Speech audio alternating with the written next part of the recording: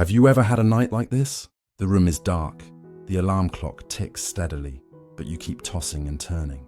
Your body is exhausted, yet your mind races like a car without brakes. Old images, old words, faces long gone, they all come flooding back. You close your eyes, but inside your head, the film keeps playing on repeat. And the hardest part isn't the lack of sleep. It's that sinking feeling. I've lost control. Maybe it's the memory of a past love, where you can still hear every word they said as they walked away. Maybe it's a mistake at work, a wrong decision that still haunts you. Or maybe it's something as simple as a random comment from a stranger online, but you carry it around like a tiny rock in your shoe, painful with every step. We like to think that time heals everything, but in reality, some wounds don't just close on their own, because it's not the initial pain that keeps us suffering. It's how we keep picking at it, scratching it, holding on. Americans have a saying, "Don't pick at the scab or it won't heal." Funny thing is, when it comes to emotional wounds, that's exactly what we tend to do. I remember a friend who went through a painful divorce. People thought he'd feel relieved once it was over, but instead he couldn't sleep. Even though his ex was no longer there, the arguments played out every night in his head. He wasn't just living in the present, he was living with the past, and for years, it robbed him of peace. It's like traveling with an old, heavy suitcase, not filled with new clothes, but with torn and useless junk. Every step is exhausting, not because the road is long, but because the baggage is too heavy. Memories are just like that suitcase. They once meant something, but if we cling to them too tightly, they only weigh us down. Letting go doesn't mean erasing the past. It means opening the suitcase, keeping what still serves you, and leaving behind what doesn't. Only then can you move forward with ease. Buddha taught that the first arrow of suffering is unavoidable, like grains of sand falling in an hourglass. Loss, betrayal, failure, sickness, these are part of life. But the real problem is this. Instead of letting the sand fall and flip to a new cycle, we keep turning the hourglass back and forth, holding on to the pain. Every time we recall, blame, or resent, we force ourselves to relive it. Like the sand pouring over us again and again. The pain was only a moment, but we turned it into a never-ending cycle. The first arrow may be inevitable, but the second arrow, that's our choice. Yet most of us don't realize it. We think we're just reflecting, but really we're hurting ourselves all over again. In Buddhism, this is called attachment. When a memory or emotion passes by, instead of letting it fall like a leaf, we pick it up and cling to it, as if it's who we are. That's when pain stops being just pain and becomes me. But if everything is impermanent, as the Buddha taught, then pain is impermanent too. It comes, it stays for a while, and then it goes. We're the ones keeping it around longer than necessary. Here's the strange thing. When people hear impermanence, they feel sad, because it means happiness doesn't last forever. Love can change. Youth will fade. But think about it. If things weren't impermanent, would the rain ever stop? Would winter ever give way to spring? Impermanence isn't a curse, it's a promise. Nothing lasts forever, and that's hope. Because thanks to impermanence, today's sadness won't last. Thanks to impermanence, wounds eventually close. And thanks to impermanence, we can learn to let go, so we're not stuck in the same chapter forever. Of course, saying it is easier than doing it. How do you actually let go when the mind is so used to clinging? The answer lies in mindfulness. Mindfulness isn't about forcing yourself to forget or stopping your thoughts. It's simply seeing things as they are. When an old memory comes back, instead of getting lost in it, you quietly note, this is just a memory. It's not now. It's not me. When anger rises, instead of exploding, you take a breath in, a breath out, and acknowledge, this is anger. It will pass, just like it always has. Mindfulness is like an anchor dropped into the riverbed. The current may be strong, but the boat no longer drifts away. And in that stillness, you see that the pain was only ever a passing cloud in the sky of the mind. I remember one day in rush hour traffic, Another driver cut me off. My first reaction was anger. My hands gripped the wheel, my heartbeat raced. But then I realized this is the practice. I took a deep breath in, let it out slowly. Within seconds, the anger melted, replaced by a small smile. That driver no longer controlled my emotions. That's the power of mindfulness. It doesn't change the outside world, but it changes the way we move through it. And that's what this video is about.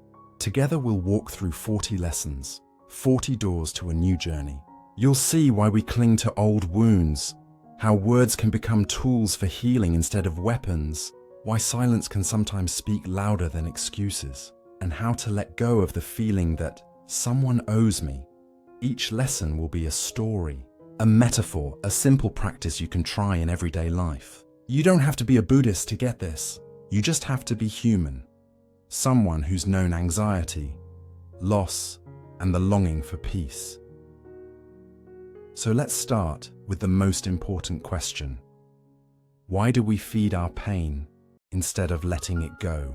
Think about that old sweater you once loved. You wore it through winters, through travels, through good days and bad. Every time you put it on, it felt like carrying part of your story. But over time, the fabric wore thin, the colors faded, the seams came undone. Friends told you, it's too old, just throw it out.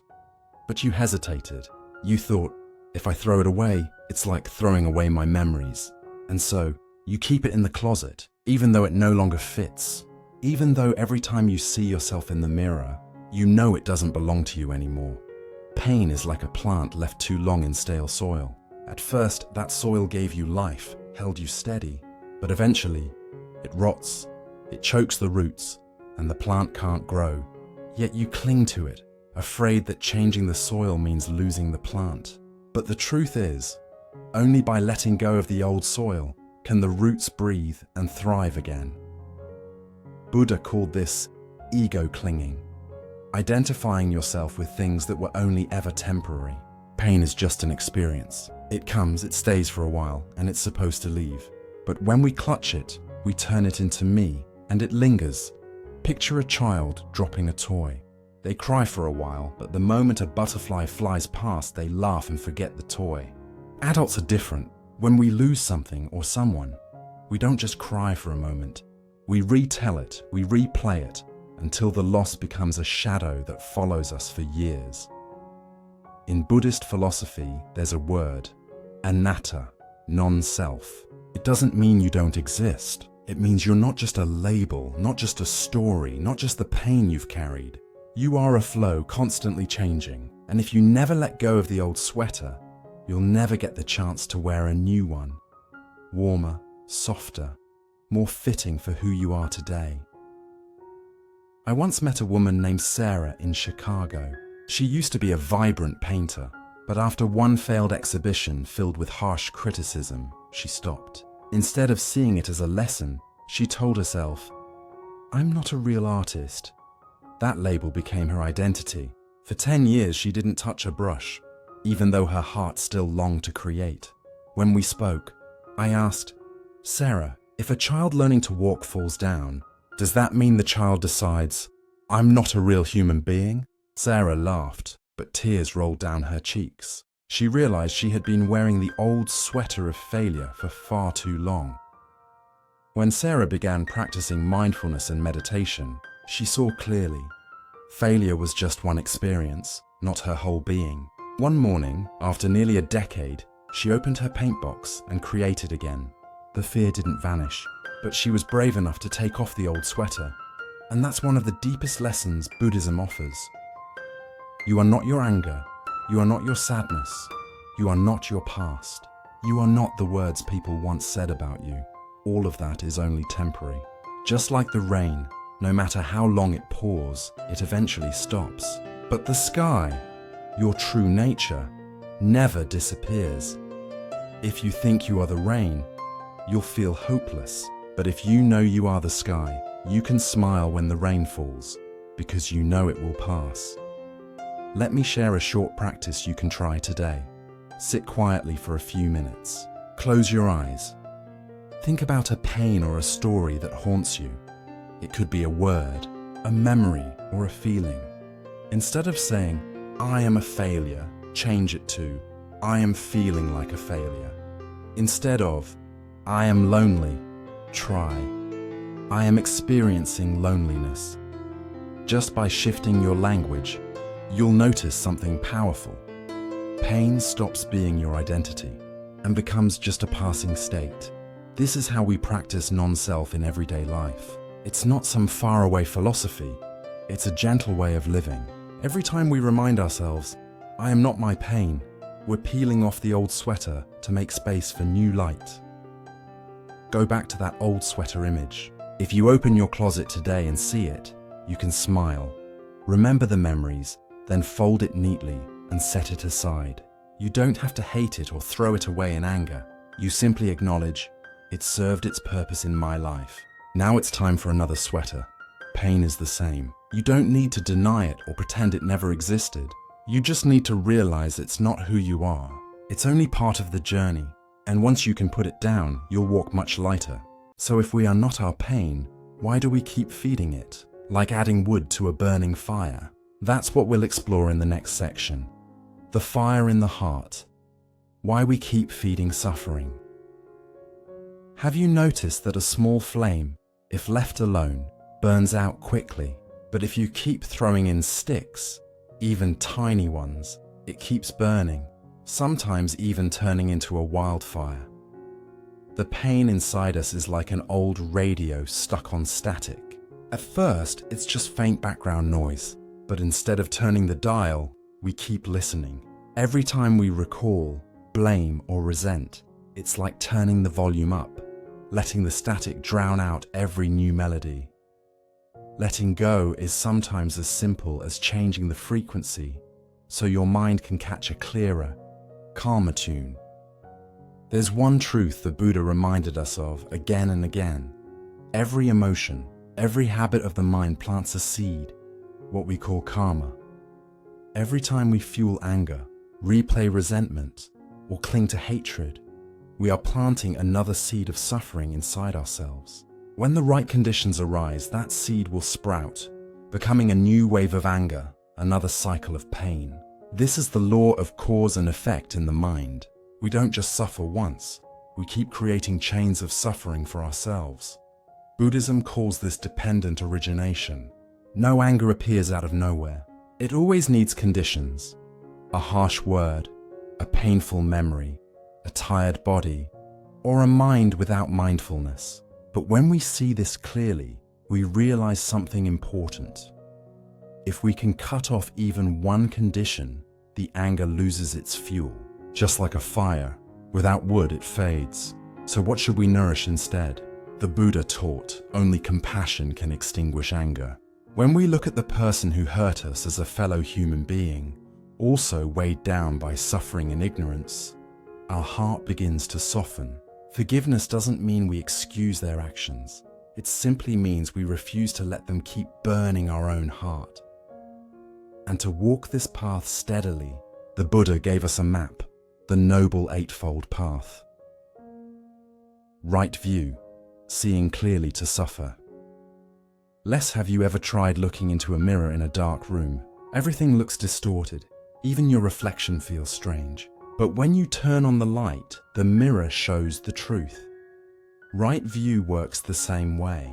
If we see life through a distorted lens, that person hurt me, I'll always suffer.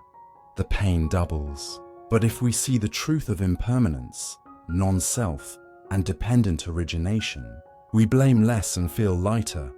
When something sad happens, ask yourself, am I looking at this with the light of understanding, or in the darkness of anger?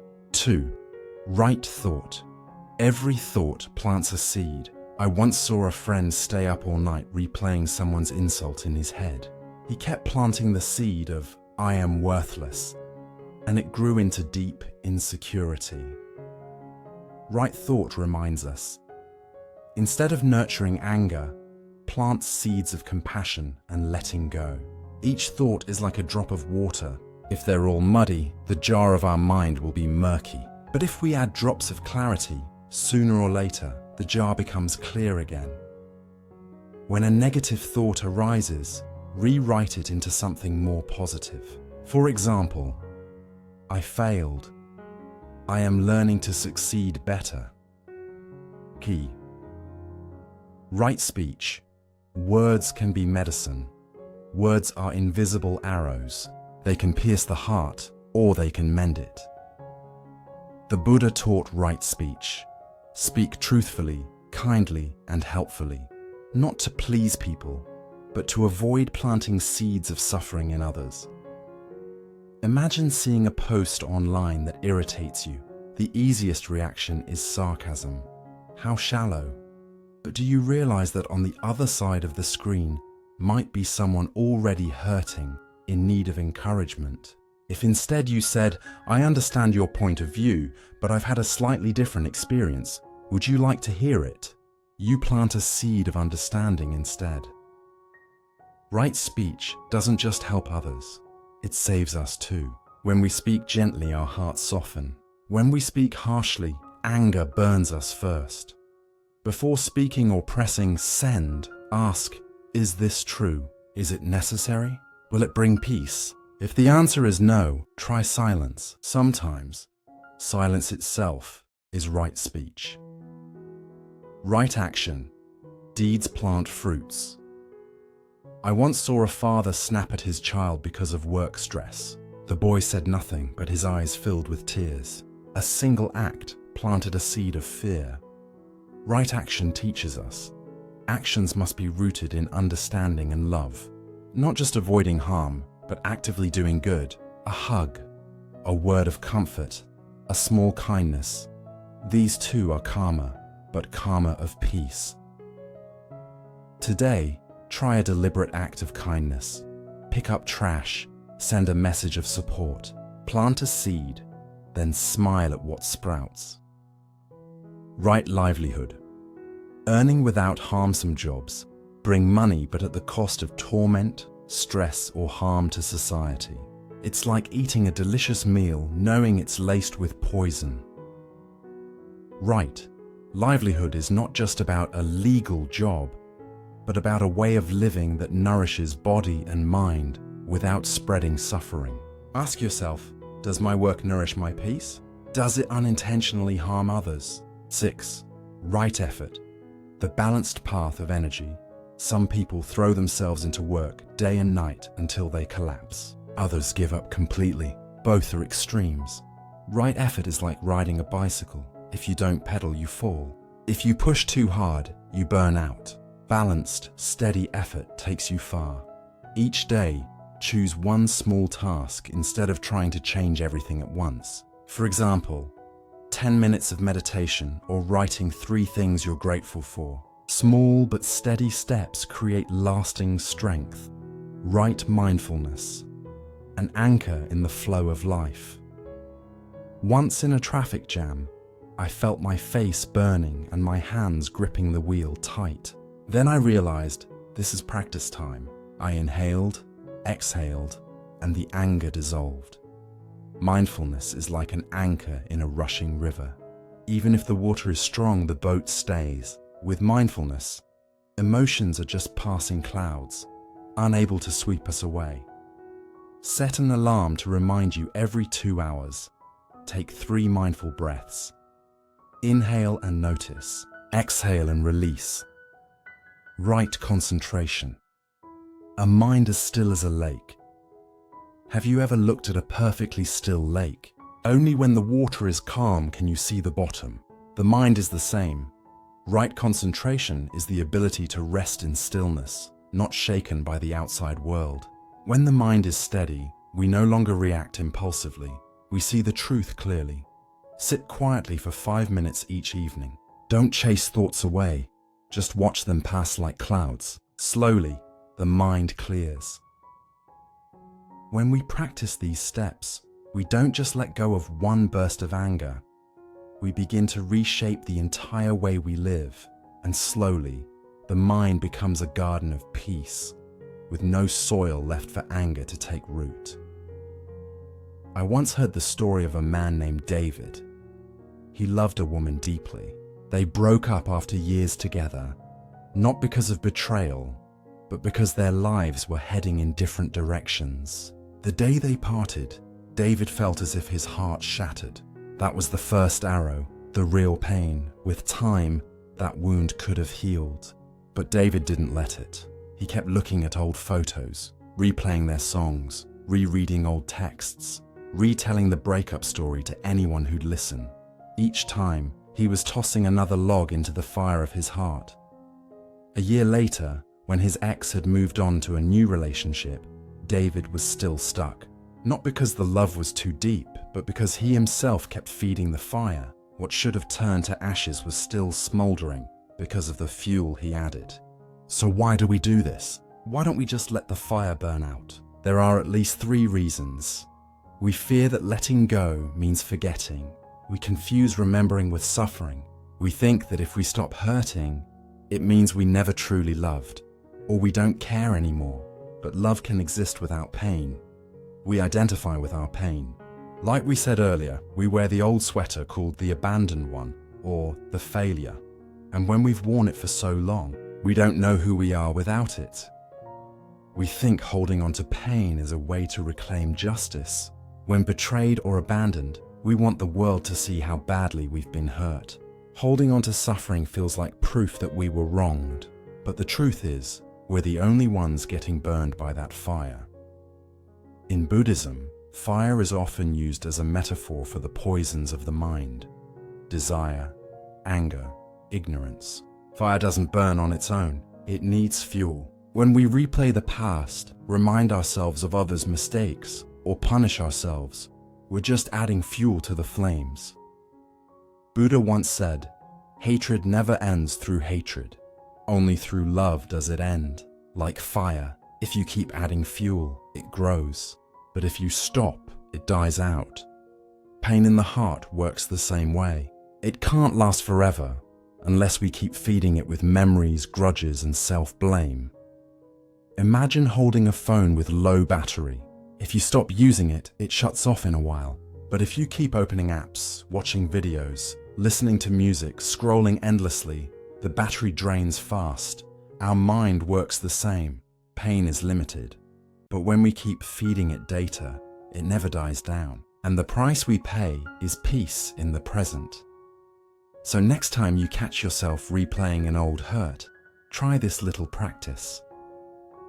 Pause for a moment. Recognize that you're feeding the fire. Ask yourself, is this actually happening right now? If the answer is no, you know it's just memory. Shift your action. Instead of digging deeper, do something simple but different. Take a walk, drink a glass of water, or write one sentence on paper. I choose not to add fuel to the fire. Observe.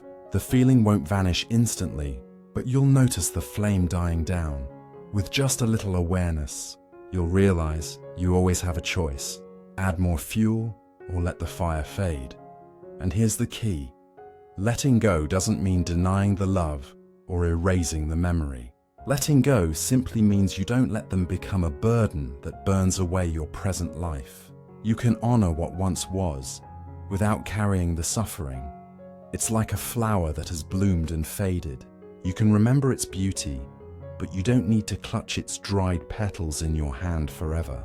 You can let them fall back to the earth, making space for a new flower to grow. So once we understand why we keep adding fuel to the fire, the next question is, what happens when we turn one small moment into our entire identity? Have you ever been haunted by just a single comment for years? Maybe it was a teacher's criticism in school, a boss's remark in a meeting, or even just a throwaway comment on social media. It came and went quickly, but instead of fading, it stuck. And somehow, you began to believe it was the truth about you. From then on, you lived as if that label was who you really were. Think of your soul as a painting still in progress. A careless word, a harsh critique, is just one crooked line. It doesn't define the whole piece. But instead of adding new colors, Anna kept shading over the floor, again and again, until the blots spread across the canvas, drowning out the original design. A single comment should have been just a smudge in the painting of life. but Anna turned it into the entire work. Letting go doesn't mean erasing the smudge. It means daring to add new colors, to see the canvas still has endless space to grow. Why do we do this? In Buddhism, it's called clinging, holding on to an experience and turning it into me. And there are a few reasons this happens. The mind clings more to the negative than the positive. 1,000 compliments may fade, but one insult carves deep. We're desperate for identity. When we don't know who we are, we latch onto anything, even pain, because it gives us the illusion of a clear self. We lack mindfulness to see that everything is passing. Instead of recognizing that this is just a comment, we carve it into our minds as if it were eternal truth. The Buddha taught, all conditioned things are impermanent. A memory, a remark, an event, they're all like a river. You can't hold on to a single drop. But out of ignorance, we try to freeze one moment and turn it into part of our identity. That's the root of suffering. A passing cloud becomes our entire sky. A simple comment becomes our self-definition. In the teaching of non-self, anatta, the Buddha points out that what we call me is just a collection of countless elements. Body, mind, feelings, memories, all constantly changing. When we identify with one memory, it's like wearing a torn, outdated sweater and insisting, "This is who I am." Try recalling a comment that once got under your skin. Maybe someone said, "You're so clumsy," and you started living as if that were true. Avoiding new things, telling yourself, "I'm not good with my hands." But maybe it was just one moment you dropped a cup. It doesn't define your life. It's like a blurry photo. No one would claim, "This is what you'll look like forever." Yet in our minds, we make that exact mistake with painful memories. Next time you feel defined by a memory or a comment, try this practice. Name it. Write down the story you're telling yourself. Example, I'm bad at communication. Create distance. Add the word feeling. I'm feeling like I'm bad at communication. Question it. Is this always? Absolutely true. Everywhere, all the time. Reframe. Rewrite it into something more open. Example, I'm learning to communicate better. Change your wording, and you'll notice you're no longer locked inside a rigid identity. You're simply in a state, and states can change. The most important thing to remember, you are not a single story. You're an entire book with hundreds of chapters and thousands of pages. One comment, one event is just a single line. Letting that line define the whole book means losing the richness of your life. Healing begins when you see this truth. You are far bigger than the labels others or you once stuck on you. You're not a failure. You're someone who has experienced failure and then stood back up. You're not the abandoned one. You're someone who went through separation and kept going.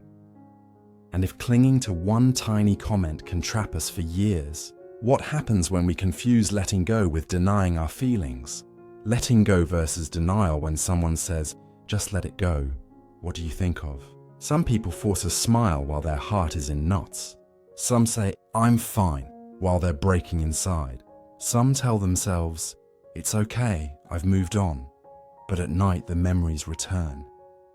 In reality, many people mistake letting go for suppressing emotion, pretending the pain never happened. That's the biggest mistake. Letting go isn't cover-up. Letting go is the courage to face the feeling, hold it gently, and then let it pass. Linda, a woman in her 40s, shared that after her husband died, everyone told her to let go and move on. Wanting to look strong, she forced herself to smile and stayed busy so she wouldn't cry. She believed that not thinking about it meant she had let go. But every night, when the house went quiet, the sorrow crashed back even harder. She realized she hadn't let go. She'd been denying. Denial is like putting a pretty bandage over a wound that's festering underneath. Why isn't denial the same as letting go? In Buddhism, mindfulness is essential. the ability to notice and observe feelings without judgment. When we deny our feelings, we're turning our back on reality. We try to push sorrow down, but the more we resist, the stronger it rebounds. Imagine holding a ball underwater. It'll sink for a few seconds, but the harder you push, the stronger it shoots back up. Emotions are the same. If you won't acknowledge them, they'll find a way back, often when you least expect it. The Buddha never taught us to deny suffering. In fact, the first step on the path to liberation is seeing suffering, the first noble truth. Acknowledge the reality there is pain. Only when we can say, yes, I'm sad, yes, I'm angry, can we move on to causes, cessation, and the path. If we deny from the start, the journey never begins. A man after a breakup kept telling friends, I'm fine, I don't care anymore. But when he saw his ex with someone new, he quietly left, heart aching. He wasn't fine. He was wearing a mask, and that mask exhausted him. On top of his grief, he had to keep pretending. Buddhism teaches compassion for yourself. That means allowing, I am suffering, not to complain, but to face the truth. Only when you touch the wound can you begin to heal it. If you want to let go without falling into denial, try the 3 straight looks. Name the feeling. When pain arises, whisper, this is sadness, or this is anger. Naming creates healthy distance. You're noticing the feeling, not becoming it. Scan the body. Where is it showing up? Heart racing? Stomach tight? Neck tense? Sensing it helps you accept it instead of rejecting it. Breathe with it. Inhale, acknowledge, exhale, soften. Don't chase it away. Don't cling to it. Let it be here, then let it go. You'll see that emotions are like guests. Invite them in. Sit with them a while, and they'll leave on their own. Slam the door, and they'll keep knocking, or break it down. Letting go doesn't mean pretending you're not sad. It means having the courage to say, yes, I'm sad. Yes, I'm angry. But instead of feeding or fighting it, you simply observe. When you allow yourself to acknowledge your feelings, you stop waging war against yourself. In that moment, peace begins to bloom. So once we learn to face emotion rather than deny it, the next question is, what can something as simple as the breath teach us about impermanence? That nothing lasts forever. The breath, a teacher of impermanence. Have you ever paused and truly noticed your breathing? Not the rushed breath when you're late, not the anxious breath when you're worried, but a slow, deliberate one. Inhale, then exhale. If you pay attention, you'll see a simple truth. The breath goes in, then it goes out. You can't keep a single breath. A little girl once sat in meditation with her teacher. After a few minutes, she opened her eyes and asked, "Teacher, why can't I keep my breath in my lungs forever? I try to inhale really deeply, but if I don't exhale, I feel like I'll suffocate." The teacher smiled. That's the lesson of impermanence. You can't keep the breath, just like you can't keep anything else in life. She thought for a moment, then laughed. Sometimes, the deepest truths arrive through the simplest things. In Buddhist thought, the breath is the most vivid illustration of impermanence. It shows us that everything has a rhythm, in-out, coming-going, arising, passing. You can't inhale without exhaling. You can't cling to joy, love, or anything forever. Everything has a beginning and an end. That isn't scary. It's how life naturally moves. Think of the last time you laughed freely with friends. It was beautiful, but you couldn't hold it forever. The laughter faded, the gathering ended. That doesn't make the moment less precious. In fact, its brevity is what makes it more precious.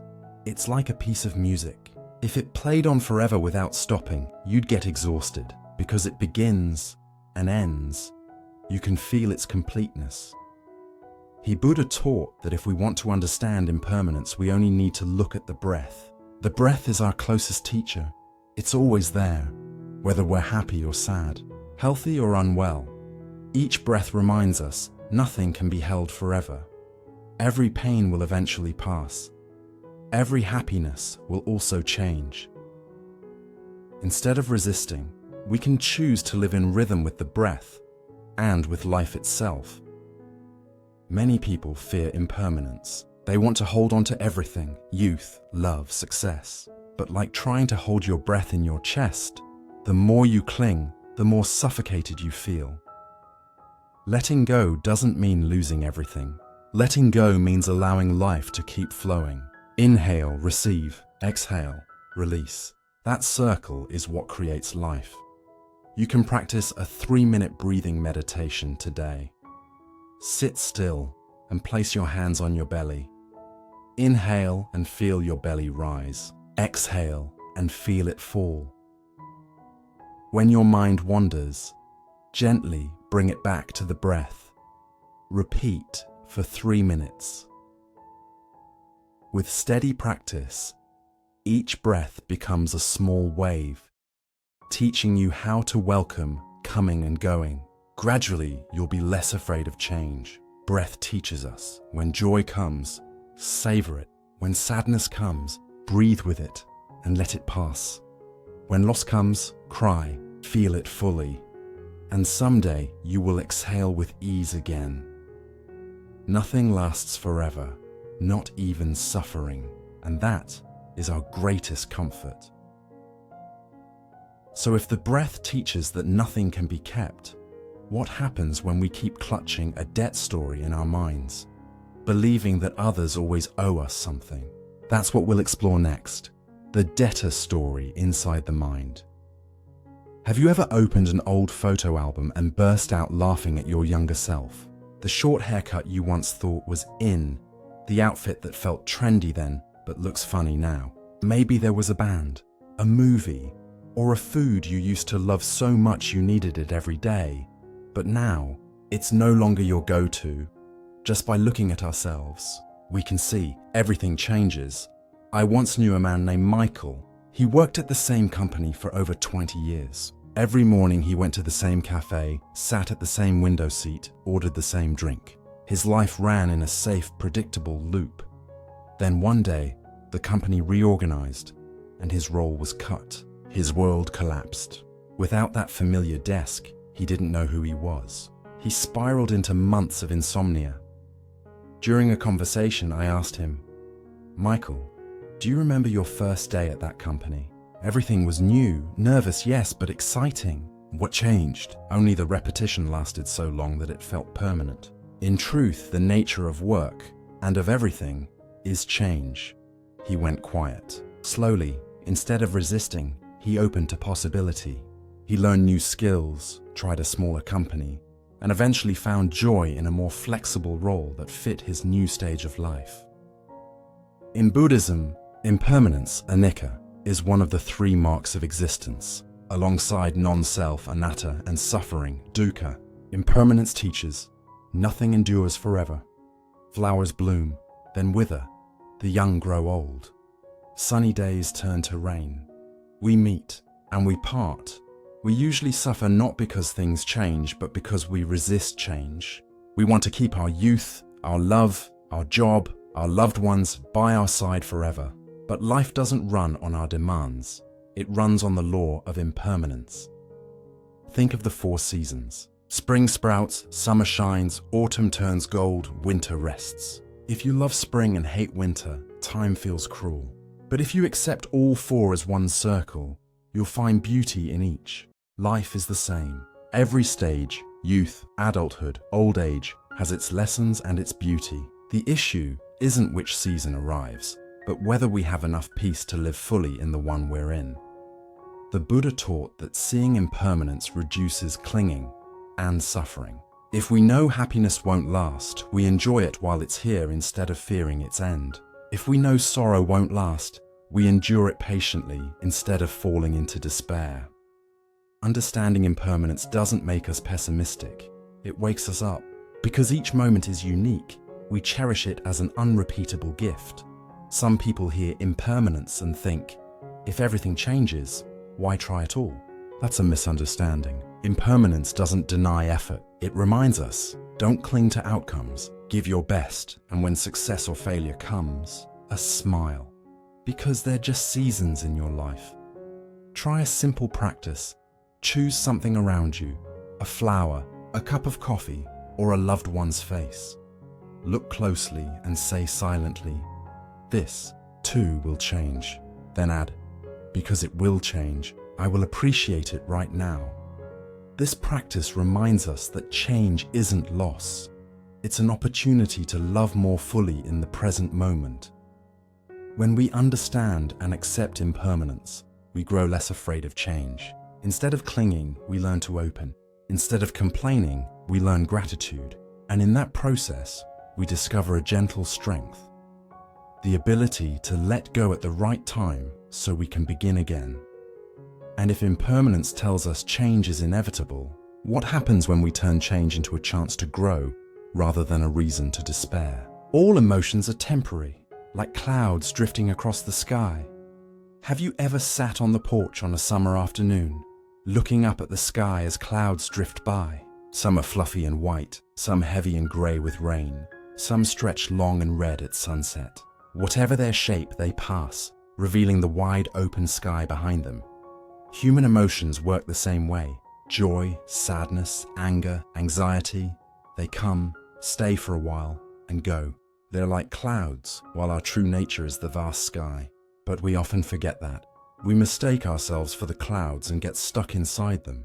Imagine a terrible day at work. Your boss criticizes you in front of your team. You leave the office angry and embarrassed. On the way home, you replay the scene again and again, like a dark storm covering your inner sky. But that evening at dinner, your child suddenly tells a funny story from school. You laugh, and in that moment your anger disappears. The cloud moved on, and you didn't even notice. This shows that no emotion, no matter how strong, stays forever. Buddhism emphasizes this through impermanence. Every emotion arises through conditions: circumstance, memory, body state, words, environment. When those conditions change, the emotion changes too. The Buddha taught, emotions are like waves on water. They rise, crest, and settle. Our problem is that we confuse ourselves with the wave instead of recognizing we are the ocean. If you think, "I am anger," you'll be swept away. If you realize, "I am experiencing anger," you'll see it's just a passing swell. Think back to a time when you were so sad, you thought, "I'll never get through this." And yet, somehow, you did. That sadness didn't stay forever. It shifted. It moved on. That alone proves a powerful truth. No emotion is permanent. Like clouds, whether white and fluffy or dark with storm, they always pass.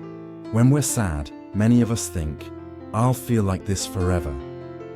And when we're happy, we think, "I need to hold on to this forever." It's that grasping, or that fear of losing, that causes the real suffering. Anger doesn't hurt as much as the fear that it will never end. Sadness isn't as crushing as the thought, "I'll never be happy again." But the truth is, emotions are just like clouds. They can't stay still. You can try a simple practice called seeing emotions as passing clouds. When a strong feeling shows up, anger, sadness, anxiety, pause and whisper to yourself, "This is just a cloud." Close your eyes. Imagine that feeling as a cloud drifting across the sky. Take a slow breath in and exhale gently. Picture yourself as the vast sky, not limited by that one cloud. Watch as the emotion comes, shifts, and goes. This practice helps you realize emotions don't define you, and you don't have to cling to them. When you know emotions are temporary, you won't feel hopeless in sadness or fearful in joy. You'll learn to cherish the moment without being attached, and that brings deep relief, because you understand, even if today feels stormy inside, tomorrow can be clear again, and when happiness comes, you'll savor it fully, without worrying about tomorrow. I remember a story of a Zen master sitting with his student. The student said, "I feel sad, I feel angry, I feel worthless." The master pointed to the sky. "Do you see the clouds? They pass, but the sky never disappears. Your mind is the same. Don't mistake yourself for the clouds. You are the sky." The student wept because for the first time, he realized he was bigger than every passing feeling. Accepting change. Happiness is impermanent. 2. If emotions are as temporary as clouds, what happens when we not only accept the change in feelings, but also the change in life itself? Aging, careers, love. Have you ever wished a beautiful moment could last forever? A trip with friends, a warm family dinner, a sweet moment in love. You wished time would stop. But trips end, dinners finish, love shifts with the years. Many people feel heartbroken by this. They think impermanence only steals what's precious. But the truth is, impermanence takes away not only sorrow, it also takes away joy. And that's why impermanence teaches us to treasure each moment while it's still here. I remember standing on the California coast, watching the sunset. The sky burned red. The waves shimmered gold. Everyone pulled out their phones because we all knew this would only last a few minutes. If we didn't soak it in now, it would be gone. Happiness in life is just like that sunset. It's most beautiful because it's fleeting.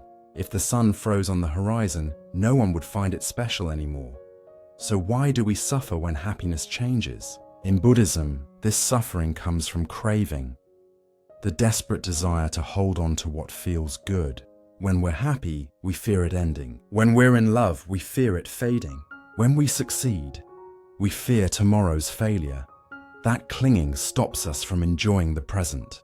We don't truly live in happiness. We live in fear that it will disappear. Think about the last birthday party you had. Friends gathered, laughter filled the room, and maybe, even in the middle of it, you thought, I wish this could last forever. In that moment, the pure joy was already mixed with hidden sadness. But if you had just been present, laughing, listening, being there, you'd have felt happiness in its purest form. The Buddha taught, what is born will die. That's not to make us pessimistic, but to wake us up. Knowing that happiness is impermanent, we can enjoy it fully while it lasts, not despair when it ends. Welcome sadness gently, knowing it will also change. Impermanence reminds us, love, be grateful, cherish. Right now, many people here, even happiness is impermanent and feel sad. Then what's the point of living? But the truth is the opposite. Happiness is precious because it doesn't last. Like a flower that blooms brightly for just a few days. If it stayed forever, we'd stop noticing its beauty.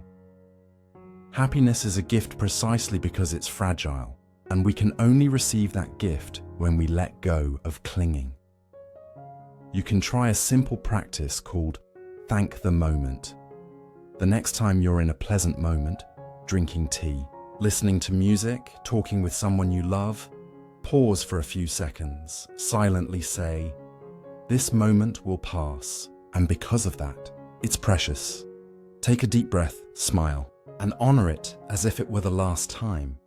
This practice helps you not only enjoy joy, but also stop fearing its end.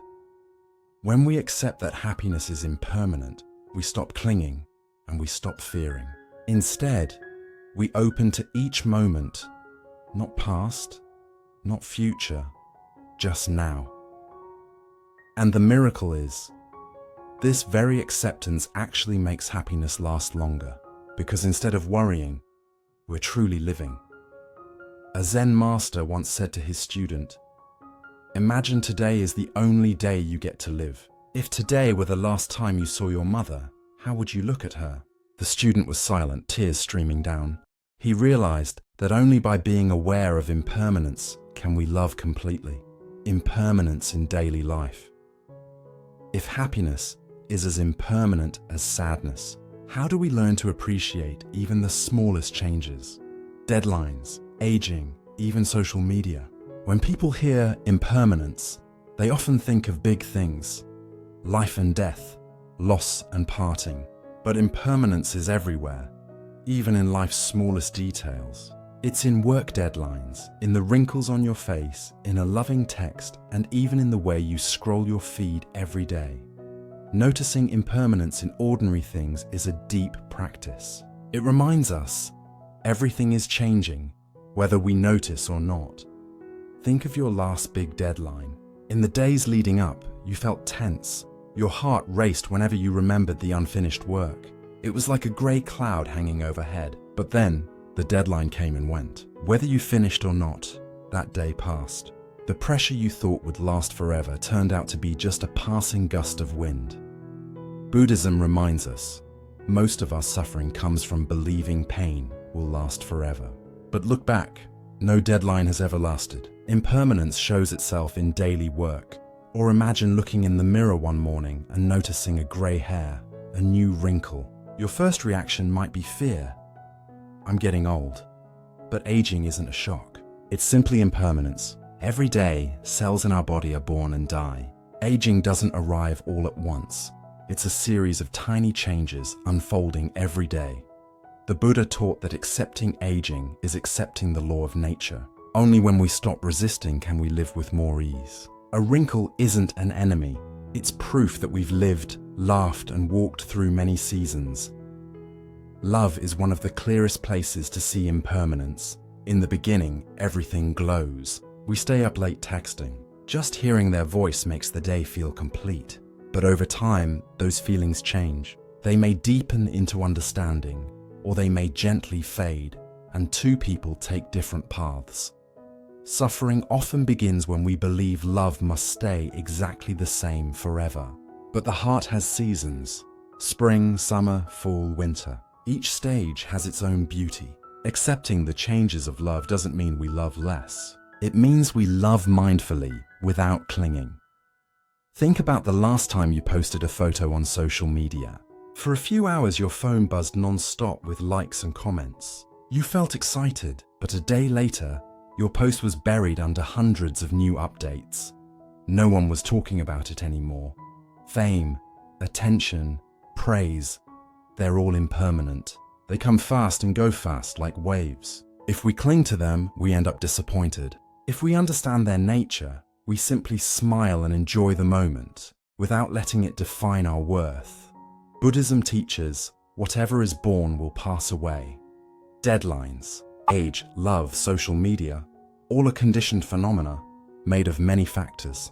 When those factors change, the outcome changes.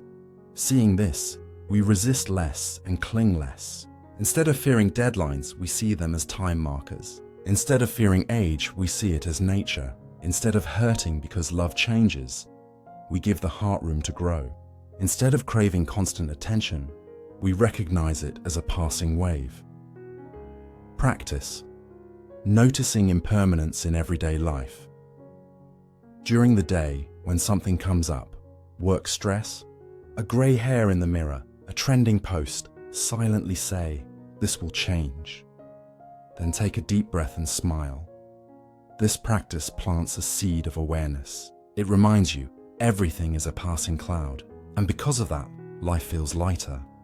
Recognizing impermanence in deadlines, aging, love, and social media helps us worry less. Knowing every pressure passes, fear aging less, seeing it as natural.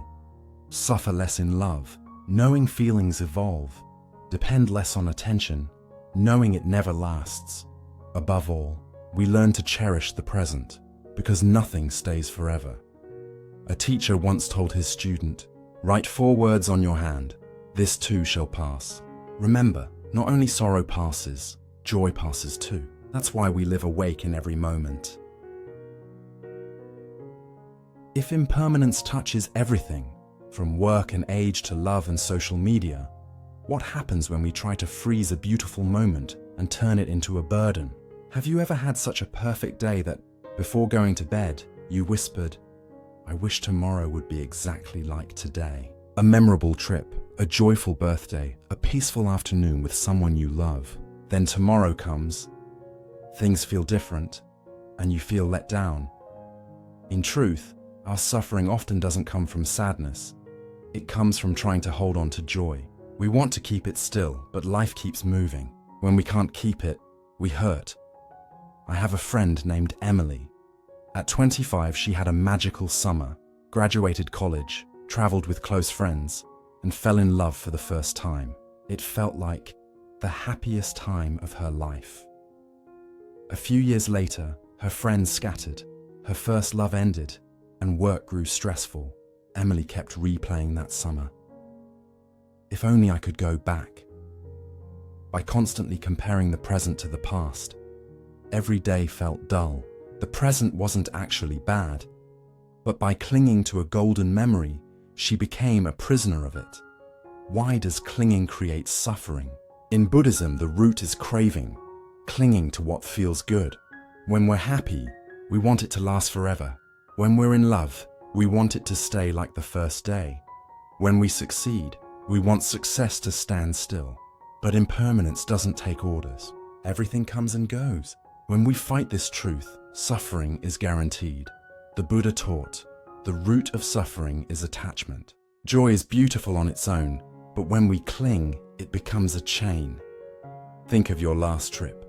You soaked in the view, savored the food, enjoyed every moment.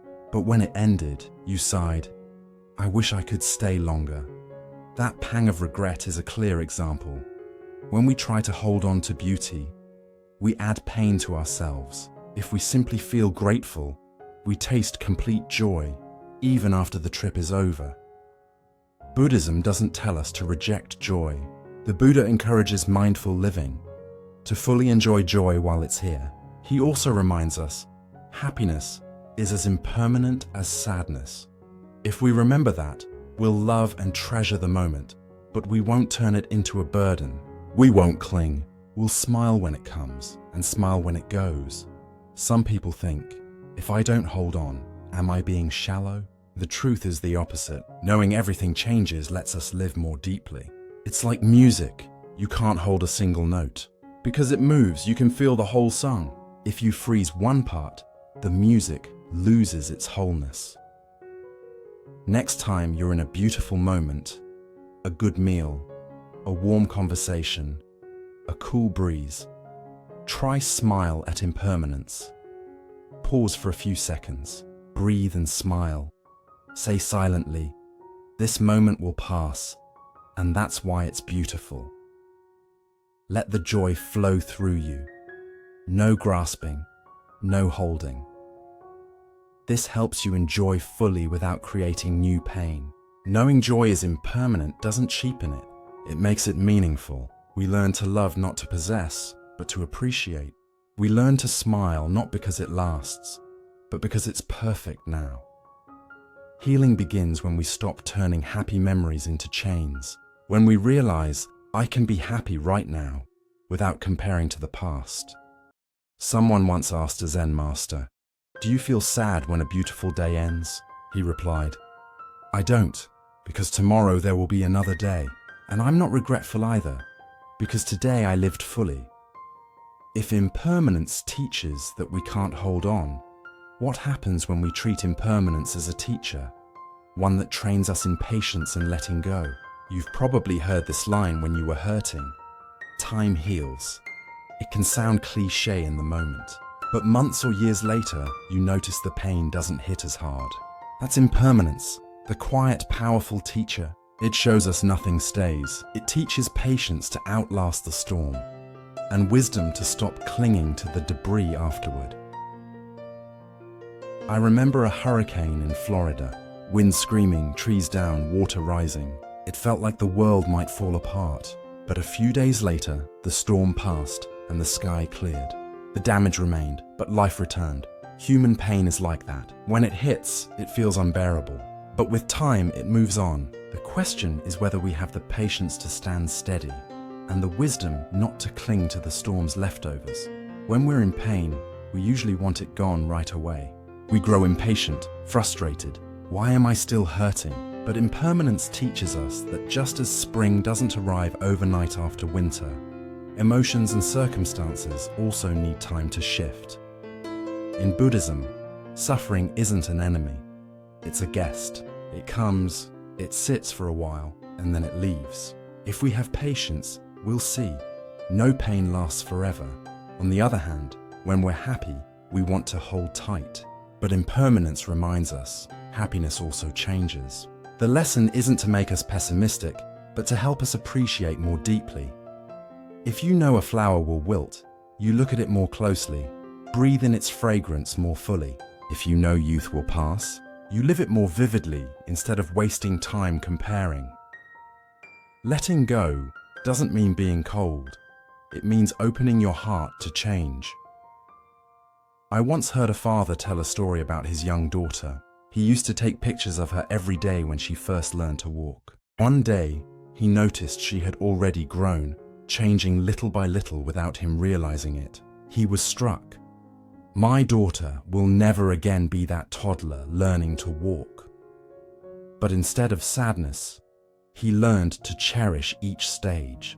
He said, I can't hold on to her childhood, but I can be present every day as she grows.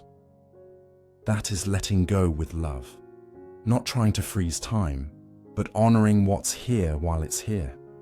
The Buddha taught that impermanence itself is the teacher of letting go. When we see that everything changes, we stop clinging.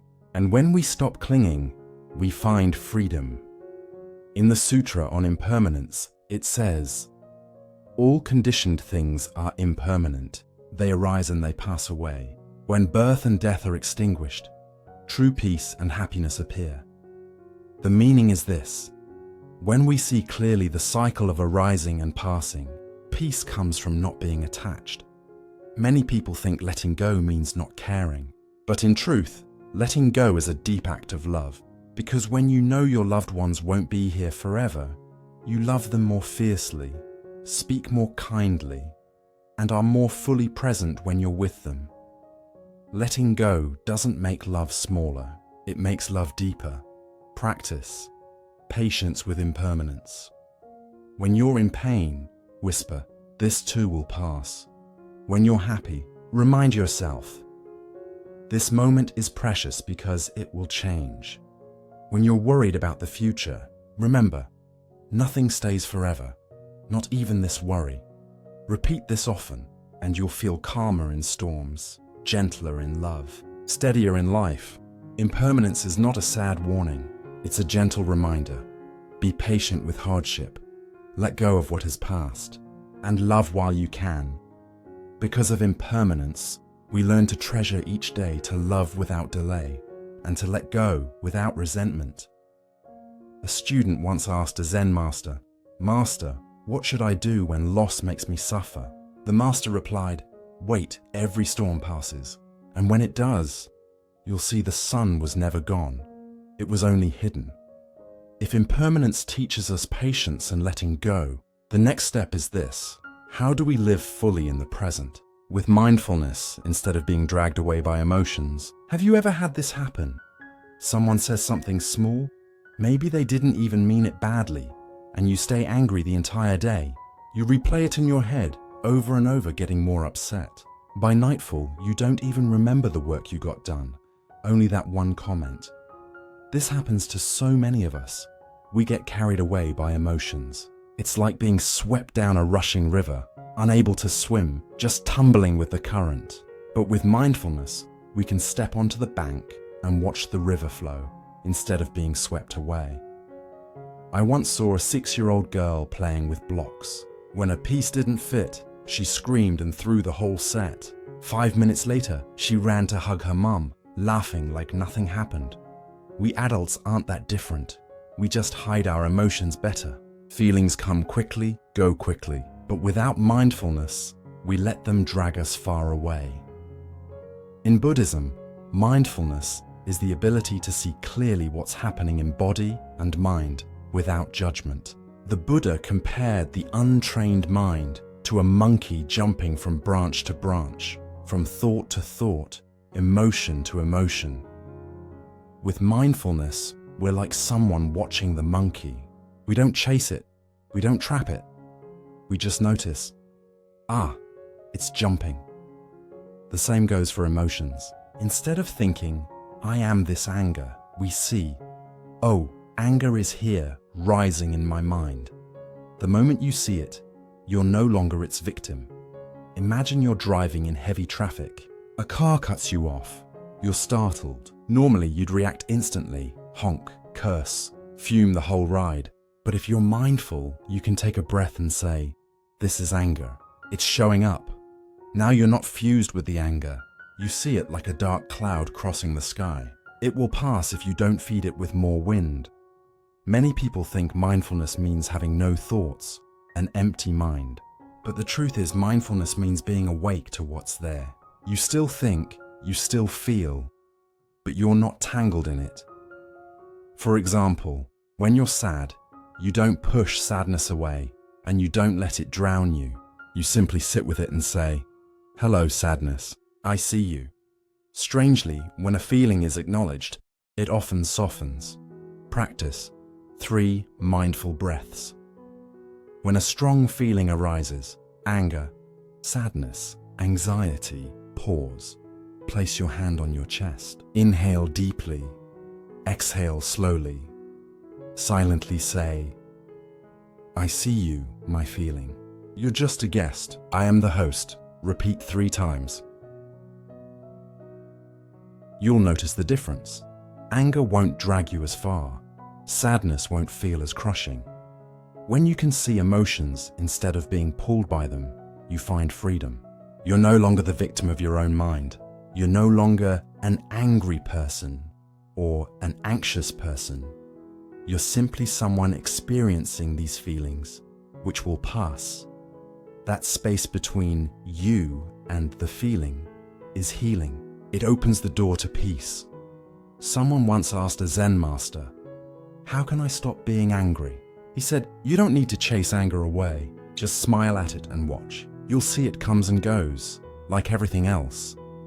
And once we know how to use mindfulness to observe emotions, the next step is, how do we bring it into daily life? During arguments, in stress, or in loneliness? Our breath is our most loyal friend. From the moment we're born until our last breath, it never leaves us, not even for a second. And yet, many of us live our entire lives without ever truly seeing it. In Buddhism, the breath isn't just biology. It's the bridge between body and mind. It's the anchor that keeps us steady when emotional storms rise. And it's a simple, powerful tool to bring us back to ourselves in 3 everyday moments. During conflict, during stress, and in loneliness. Have you ever been in a heated argument? Your heart races, your voice rises, words spill out before you think. Later, you regret it. "I wish I'd just kept quiet." In those moments, if you stop to breathe, you can change everything. Story. I remember once in a meeting, a colleague criticized my work in front of everyone. My face flushed. I wanted to snap back. But then I remembered the practice. Breathe before you speak. I inhaled deeply, exhaled slowly. In those few seconds, my anger eased. When I responded, my voice was calmer, and because of that, the meeting didn't spiral into a fight. Teaching. The Buddha said, words are like arrows. Once released, you can't take them back. Breath is the pause that gives you time to see clearly before emotions turn into actions that create suffering. Exercise. Next time you're about to speak in anger, inhale deeply and count silently 1, 2, 3. Exhale slowly. Then speak. You'll notice the difference. When we're in pain, we want it to disappear right now. We get impatient, even irritated. Why am I still hurting? But impermanence teaches that, just as spring doesn't arrive the night after winter, emotions and circumstances need time to change. In Buddhism, suffering isn't an enemy, it's a guest. It comes, sits for a while, and then leaves. If we're patient, we'll see. No pain lasts forever. On the flip side, when we're happy, we want to hold on. Impermanence reminds us, happiness will change too. The lesson isn't to make us gloomy, but to help us appreciate. If you know a flower will fade, you look more closely and breathe in its scent more fully. If you know youth will pass, you live more fully now instead of wasting time comparing. Letting go isn't coldness, it's opening your heart to change. I once heard a father share a story about his little daughter. He used to take pictures every day when she first started walking. One day he realized she'd grown, changing bit by bit without him noticing. He felt a lump in his throat. She'll never be that toddling baby again. But instead of grieving, He chose to honor each stage. He said, "I can't hold on to her childhood, but I can show up every day as she grows." That's letting go with love, not freezing the moment, but cherishing it while it's here. The Buddha taught that impermanence itself is the teacher of letting go. When we truly see that everything changes, we stop clinging. And when we stop clinging, we find freedom.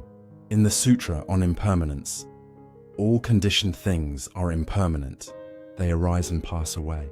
When arising and passing cease, peace and joy appear. In other words, when we see clearly the nature of arising and fading, peace is found in non-attachment. Many think letting go means being uncaring. In truth, letting go is an act of deep love. Knowing our loved ones won't be here forever makes us love them more, speak more kindly, and be truly present when we're with them. Letting go doesn't make love smaller, it makes love deeper. Practice patience with impermanence. When pain arises, tell yourself, this too will pass. When you're happy, remind yourself, this is precious because it will change.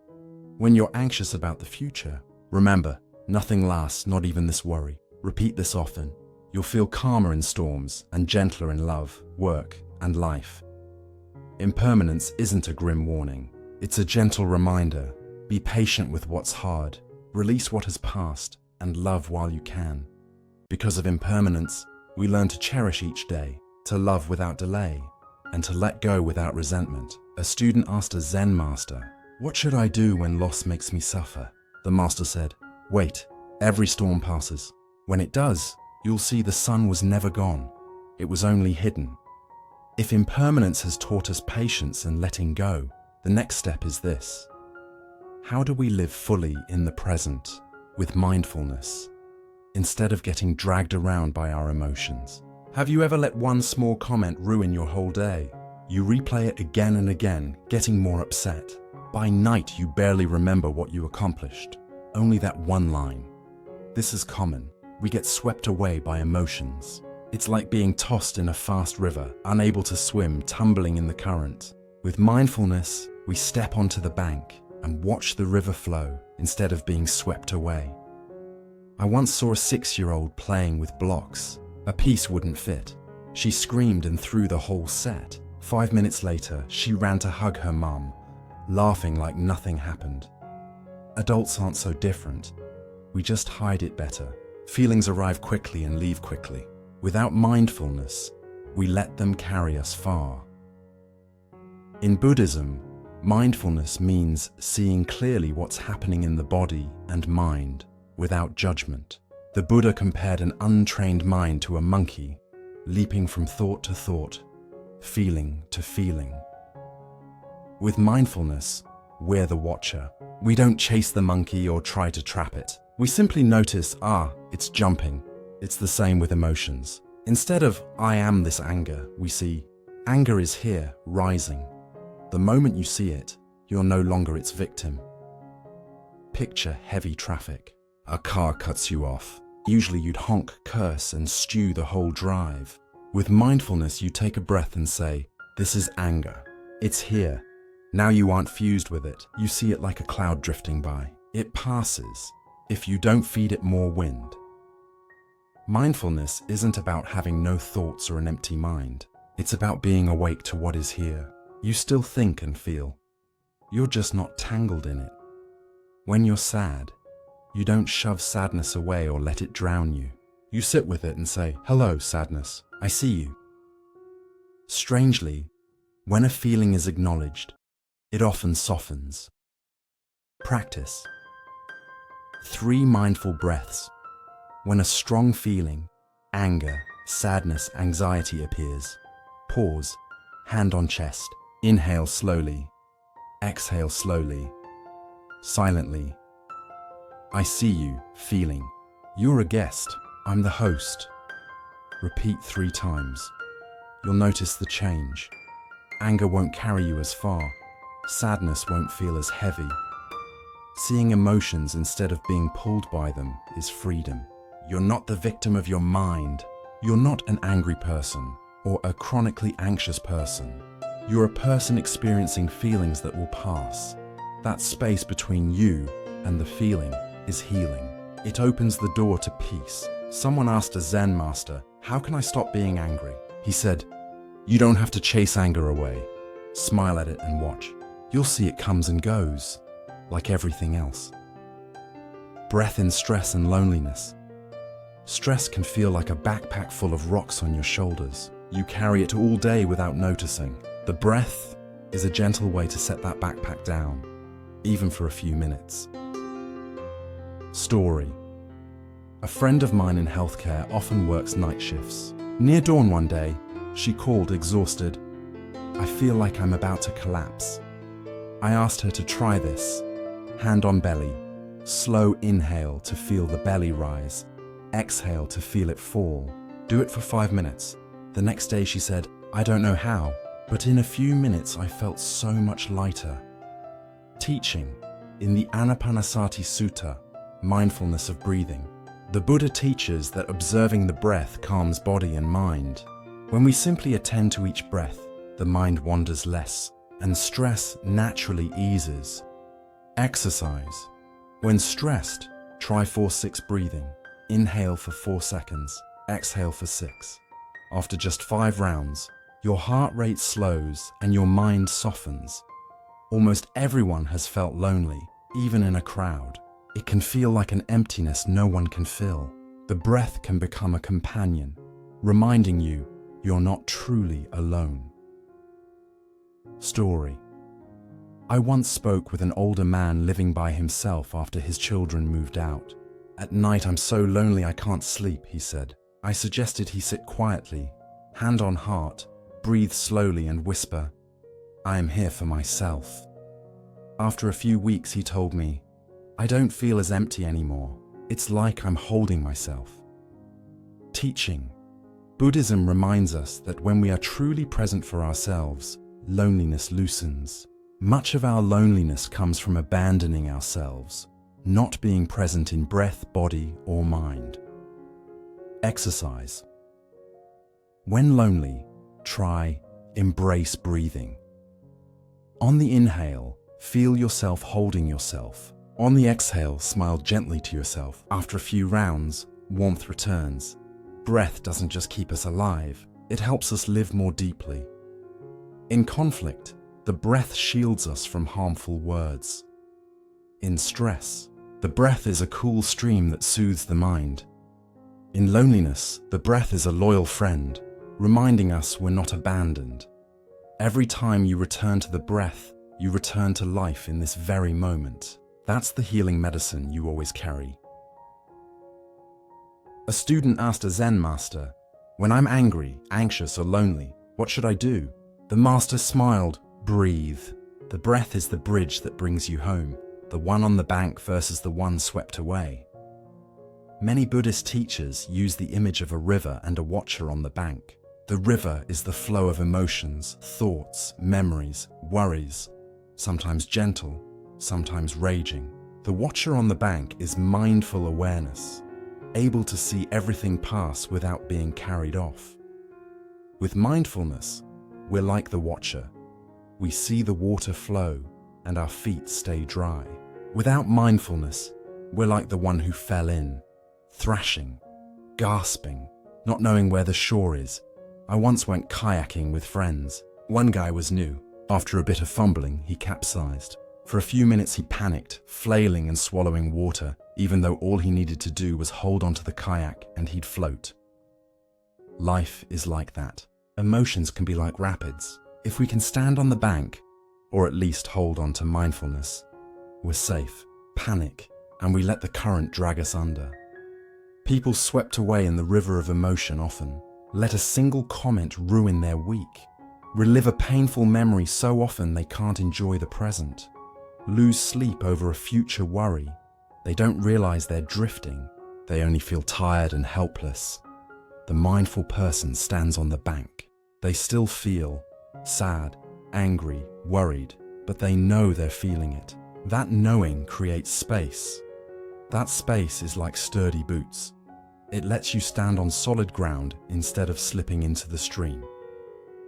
In Buddhism, This is clear knowing. Feelings aren't bad, thoughts aren't wrong. The problem is fusing our identity with them. When angry, we think, I am anger. When worried, we think, I am worry. Mindfulness reminds us, no, I'm experiencing anger. I'm experiencing worry. Like the watcher on the bank, we see the river flow, but we are not the river. Imagine you get a critical email about your work. Without mindfulness, you spiral. I'm terrible. I'm not good enough. Everyone thinks I'm a failure. You get swept away. With mindfulness, you pause, breathe, and say, this is shame. It's here. It's just one part, and it will pass. From that vantage point, you respond wisely instead of drowning. Some people think standing on the bank means being detached or numb. Not so. The mindful person still feels deeply, sadness, joy, everything, but isn't carried off. It's like watching a movie. You cry when the character is sad and laugh when they're happy, but you know you're watching a film. You don't jump into the screen to rescue them because you see it's a passing experience. Practice. The watcher on the bank. When a strong feeling appears, picture it as flowing water. Imagine yourself on the bank, watching it pass. Name it softly. This is anger, or this is sadness. Take a slow breath and feel that you are larger than the river. You are not defined by it. With practice, you'll get swept away less often. The difference between the watcher and the one swept away is inner freedom. A mindful person isn't emotionless. They simply choose their response. When you know how to stand on the bank, emotions don't drag you anywhere they want. You become the steward of your mind instead of its victim. That's the doorway to healing, peace, and wisdom.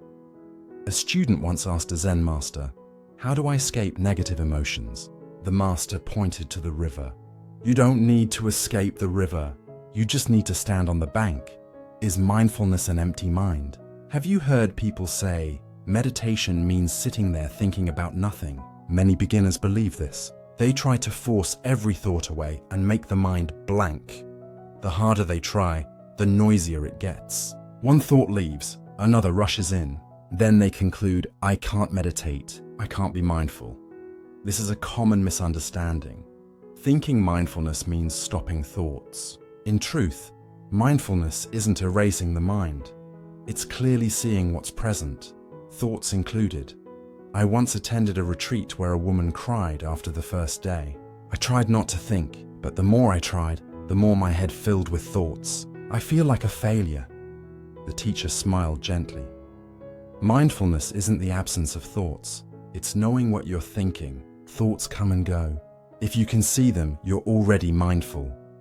That response completely changed her practice, and it can change ours too. In Buddhism, the mind is like a vast sky. Thoughts, emotions, and memories are clouds passing through. Mindfulness isn't clearing the sky, it's knowing the clouds are moving across and not mistaking yourself for the clouds. The Buddha never taught us to stop thinking. He taught us to see thoughts and feelings clearly so we don't get swept away by them. Say you're washing dishes. Suddenly your mind jumps to tomorrow's meeting. Without mindfulness, you slip into a spiral. What if I get criticized? What if I blow it? What if everyone's better than me? And just like that, instead of washing dishes, you're living inside your worry. With mindfulness, you notice, oh, I'm thinking about tomorrow. You smile and return to the water on your hands, the sound of the plates. That's mindfulness. You don't have to stop thinking. You just need to know that you're thinking. Forcing a blank mind. When we try to push away every thought, we only make the mind tighter. Mistaking mindfulness for avoidance. Some people think mindfulness means sitting still so you don't face reality. In truth, mindfulness is looking directly at reality, even when reality is a busy mind. Practice. Label the thought. 1. While meditating or during daily life, notice when a thought appears. Instead of shoving it away, gently name it. Worrying, remembering, imagining. After labeling, return to the breath or to what you're doing. With just a little practice, you stop getting carried off by thoughts and become the observer. When we understand that mindfulness isn't a blank mind, we stop blaming ourselves. We feel lighter because even with a head full of thoughts, we can still be mindful. Just see clearly and smile. This heals because we stop trying to be someone else. Stop forcing ourselves to be empty. We learn to accept the mind as it is, a flowing stream with countless thoughts. That acceptance is what brings peace. A student once asked a Zen master, "How do I stop thinking?" The master replied, "You don't need to stop. You just need to know you're thinking. Like hearing a bell, you know the bell is ringing. The bell will fade, thoughts do too." Mindfulness is the anchor that holds us in the present. Have you ever drifted in a small boat on a calm lake? A light breeze can still carry you far from shore. What keeps the boat from drifting is the anchor. In our inner life, mindfulness is that anchor. In the winds of worry, memory, and strong emotion, mindfulness keeps us steady in the now. It doesn't banish the waves, but it keeps us from being blown away. A friend of mine used to be anxious. Any small change at work, and she'd imagine the worst-case scenario. When a restructuring rumor hit the company, she barely slept for a week. She later joined a short meditation course. The teacher said one simple thing: whenever you worry, come back to the breath. Inhale, know you're inhaling. Exhale, know you're exhaling. She practiced and noticed. The worry still came, but it didn't carry her off like before. "It's like a rope holding me," she said. "The worry is still there, but it doesn't drag me so far anymore." In Buddhism, mindfulness, sati, isn't tense concentration. It's alert presence with what's happening. It's like lighting a lamp inside. No matter how rough the storm outside, that lamp keeps you from losing your way. The Buddha taught in the Anapanasati Sutta, mindfulness of breathing, that simply returning to the breath lets us abide in the present. Mindfulness is the anchor tying us to this moment, instead of letting past and future yank us around. At work, you're writing a report and suddenly remember yesterday's mistake. Without mindfulness, you ruminate and stall. With mindfulness, you pause, breathe, and remind yourself, this is today's report, not yesterday's error. You return to now. At home, a child's stubborn moment sparks your anger. If you can stop and take one deep breath, you'll see, this is a wave of anger. It isn't all of me. You respond more kindly. In love, long distance can turn missing someone into worry.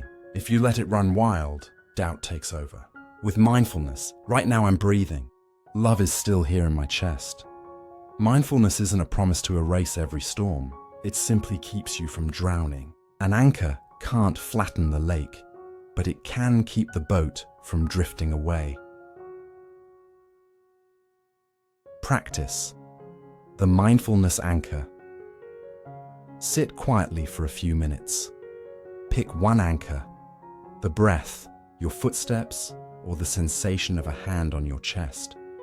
When the mind wanders, don't scold it and don't fight it. Gently return to the anchor.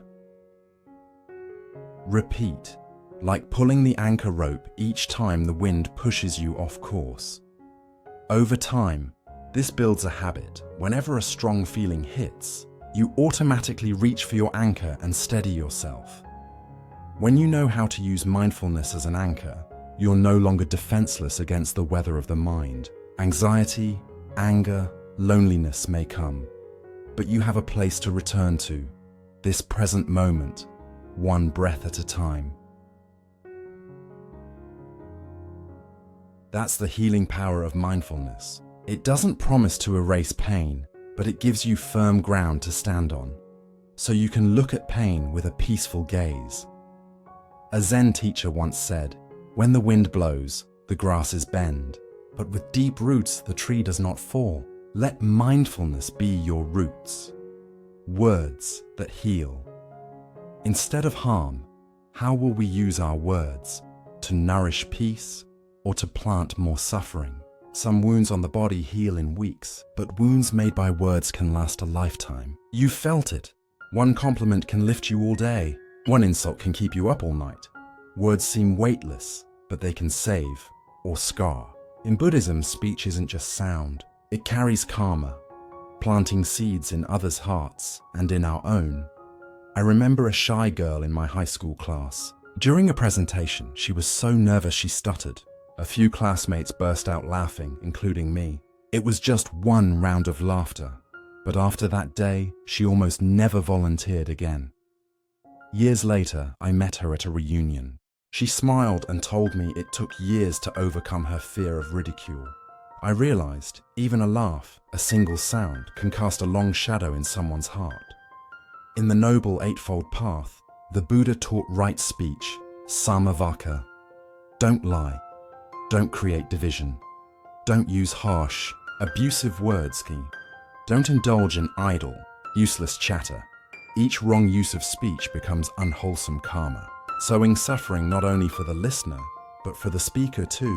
Before we speak, the elders advised we pass through 3 gates. Is it true? If you're not sure, silence is wise.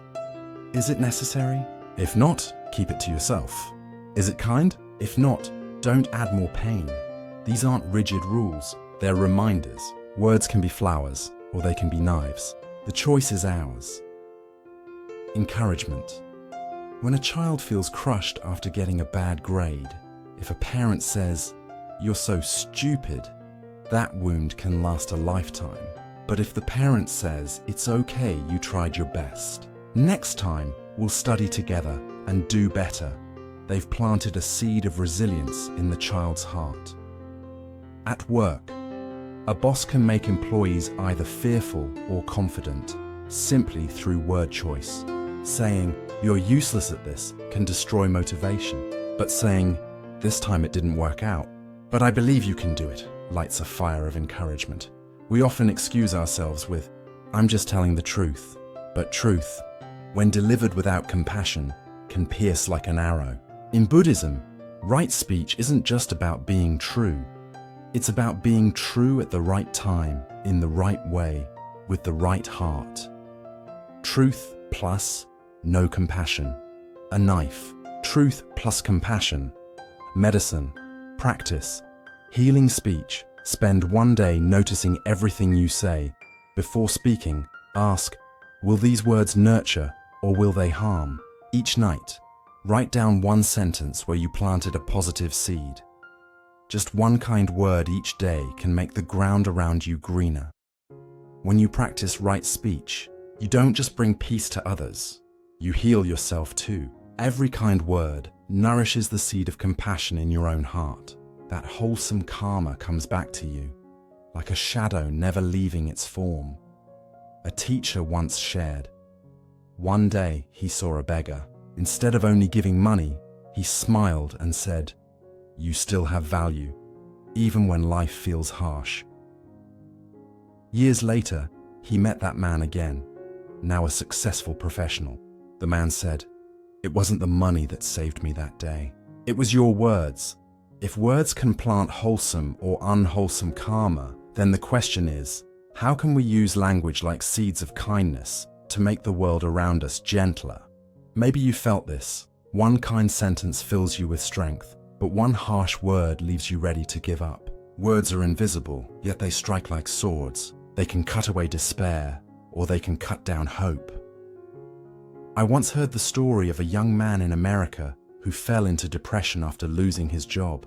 He walked onto a bridge, ready to end his life. As he crossed, a stranger passed by and simply said, "Hope you have a peaceful day." That single sentence made him stop. He broke down crying and turned back. Years later, he shared that it was those simple words that saved him. If not, he wouldn't be alive to tell the story. Sometimes one kind word is stronger than any medicine. In the Noble Eightfold Path, right speech is essential for a peaceful life. The Buddha taught words create karma. Every word is a seed, planted in another's heart and in your own. Truthful, harmonious, gentle, and useful words are seeds of compassion. Lies, harshness, division, and idle talk are seeds of suffering that will bear fruit later.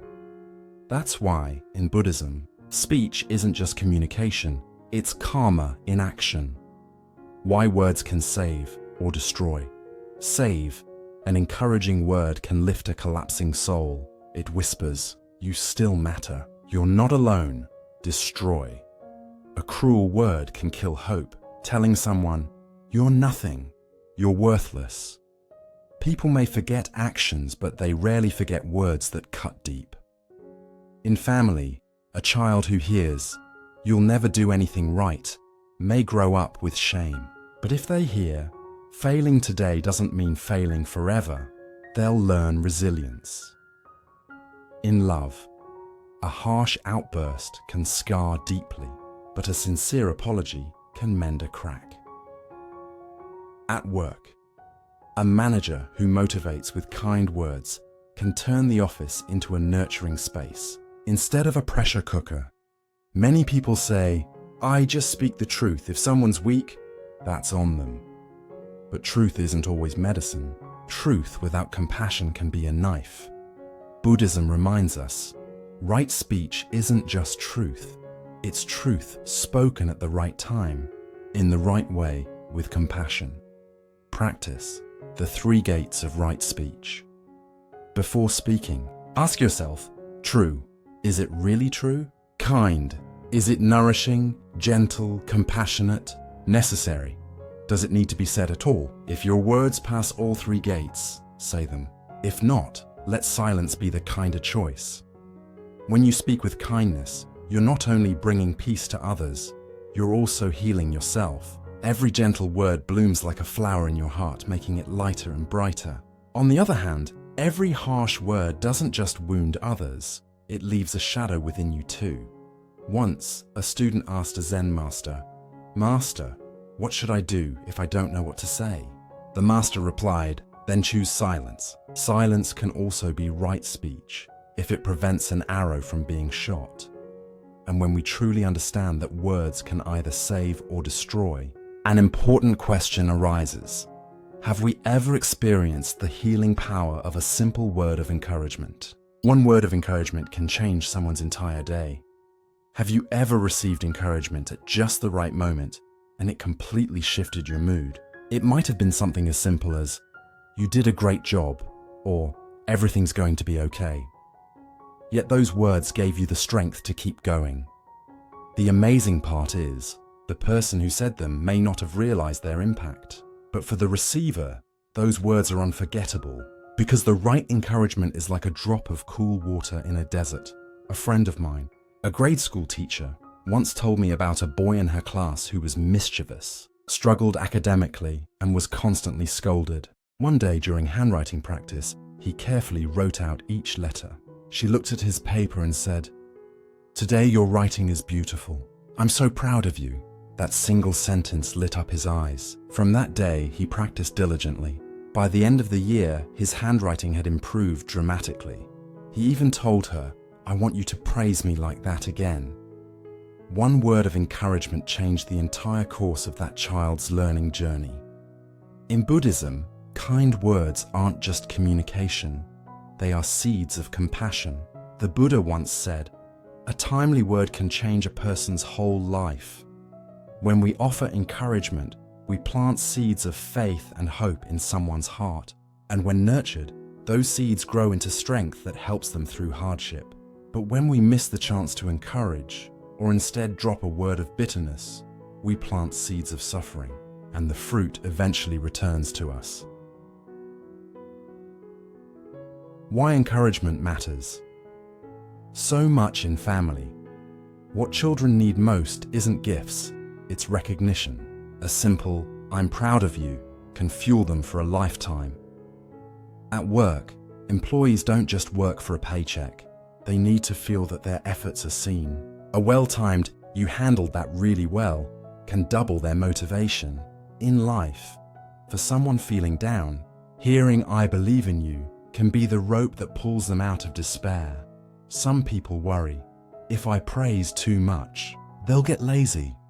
But encouragement isn't flattery. Encouragement is seeing and honoring real effort. Others hesitate because they feel awkward giving compliments.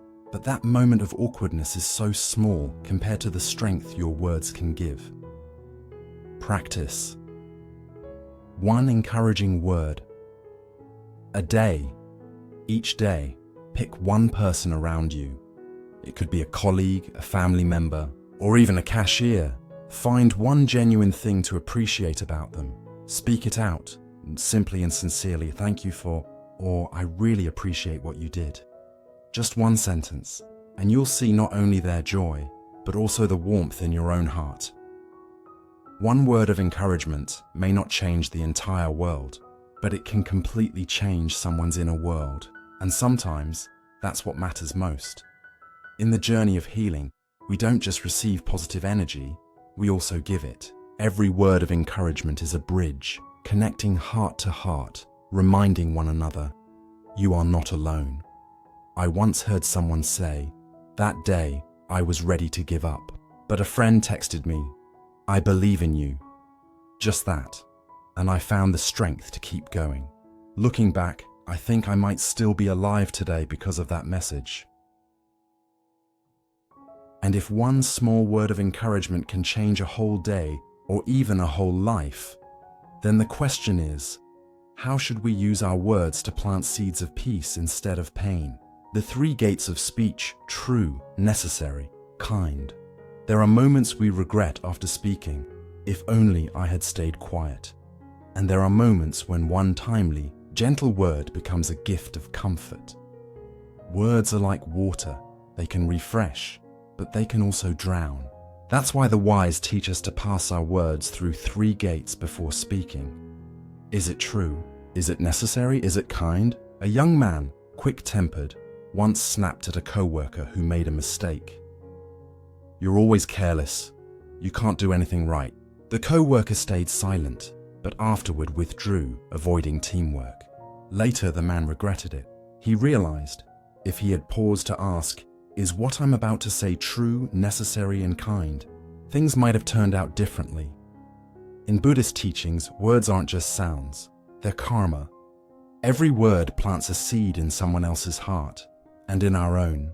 The Buddha taught about right speech, words that are truthful, harmonious, gentle, and useful. The three gates act like a filter, helping us pause, reflect, and choose wisely before we speak. The first gate. Is it true? How many times have we repeated something we only heard secondhand or assumed? Gossip spreads, harms, and leaves wounds, even if it's unproven. Buddhism teaches lying, exaggerating, or spreading baseless rumors creates bad karma. If it's not true, better to stay silent. The second gate. Is it necessary? Sometimes what's true doesn't need to be said. Truth isn't always helpful. Example. A friend shows up to a party in an outfit that doesn't look great. It's true, but is it necessary to say? Probably not. Saying it could ruin their joy. Silence protects it. The third gate. Is it kind? Words can be true and necessary, but without kindness, they can still cut like knives. Example. A doctor telling a patient, "You're very sick, there's no hope," crushes their spirit. But saying, "Your condition is serious, but we'll do our best, there's still a path forward," offers hope while staying honest. In Buddhism, wisdom and compassion always go hand in hand. Speech rooted in both becomes healing. Why we need all three only true. Without kind or necessary can wound, only kind. Without truth becomes flattery or deceit. Only necessary without truth leads to misunderstanding.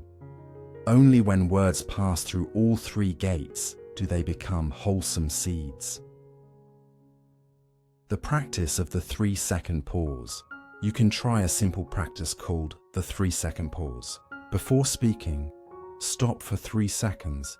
Ask yourself, is this true? Is this necessary? Is this kind?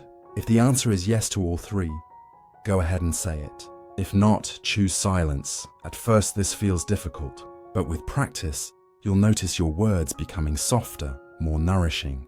The 3 gates of speech transform communication into a spiritual practice. They don't just protect others from harm, they protect your own peace.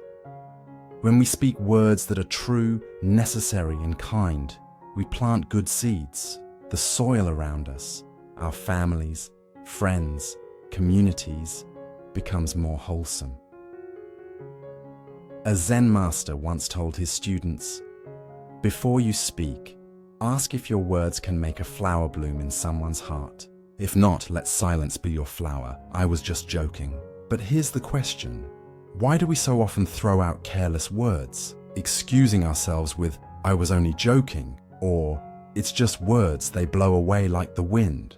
If words are just wind, then why do we remember some sentences for a lifetime? Why do some wounds from words still bleed after decades? That's the mistake. Thinking they're just words, and forgetting that in Buddhism, words are karma. Words leave marks. There was a boy whose father often scolded him with, "You'll never amount to anything." The father thought it was just something said in anger, but the boy grew up believing he was worthless. Each time he faced failure, that sentence echoed in his mind. The father may have forgotten, but the child never did.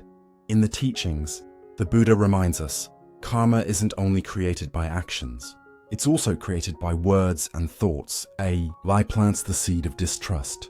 Harsh speech plants the seed of anger.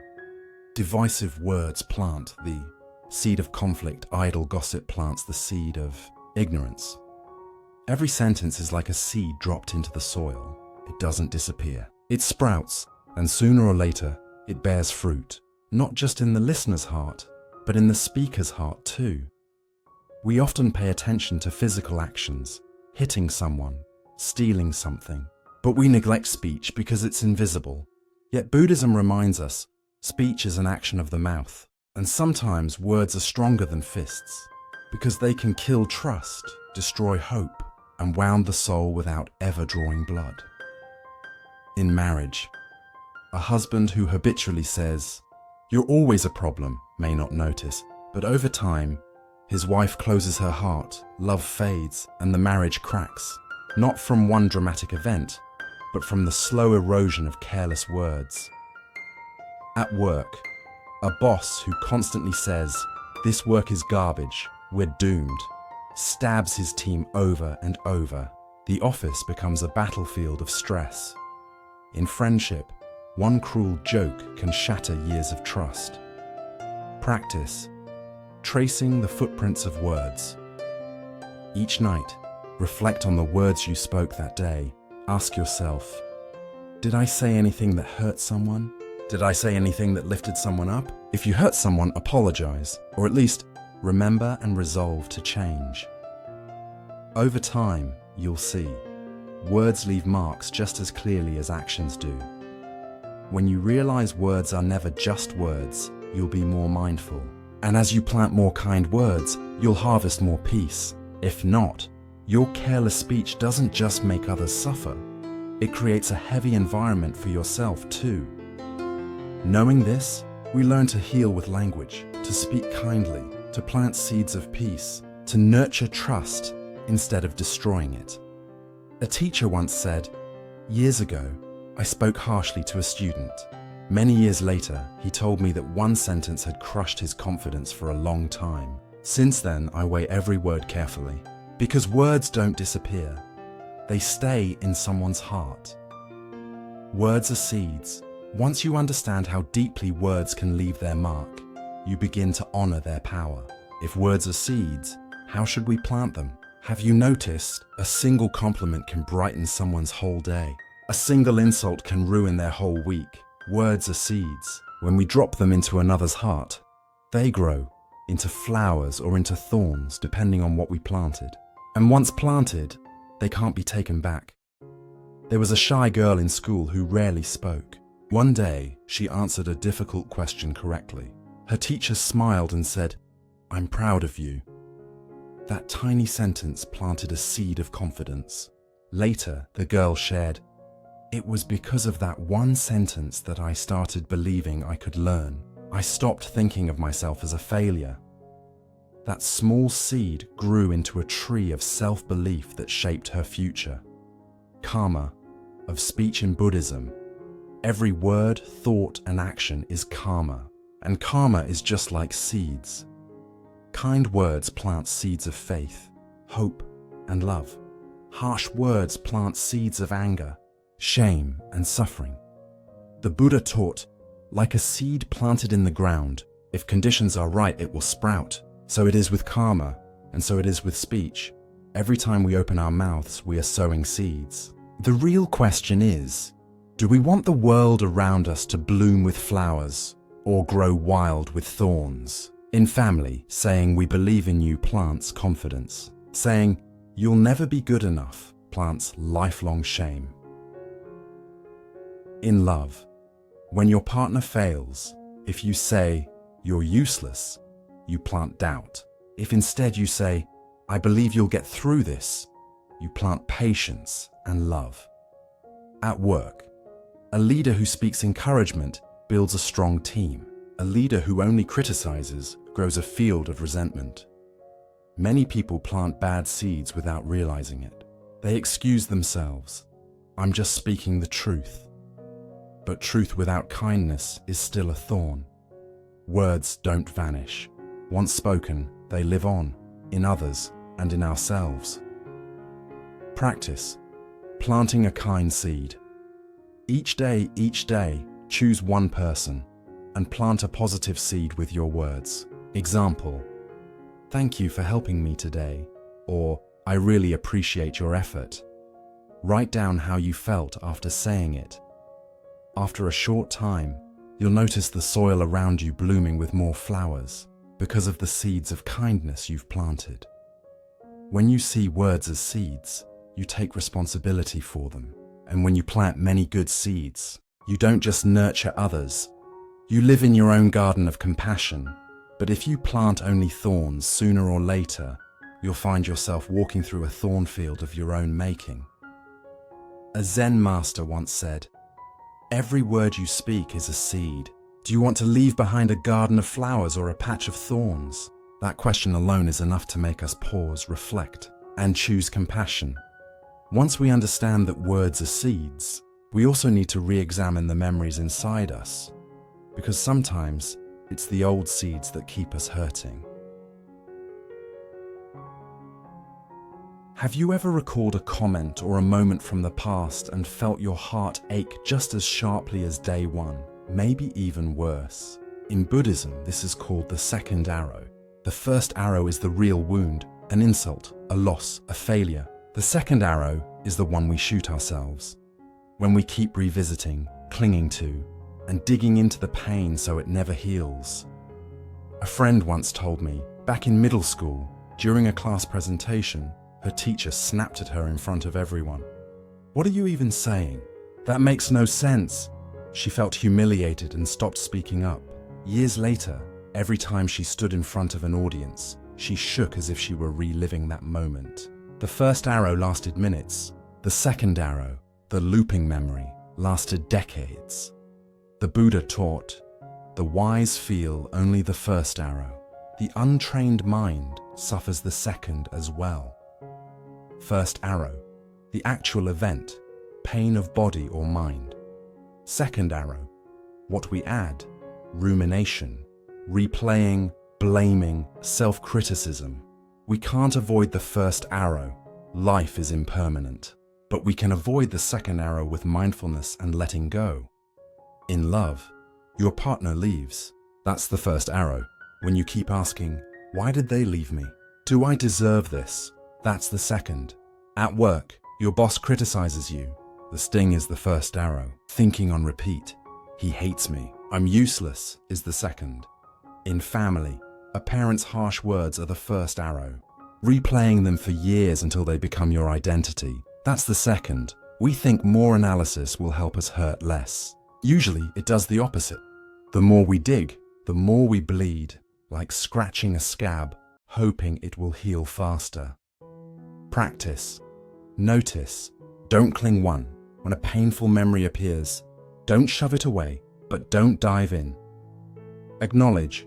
This is a memory, not the present.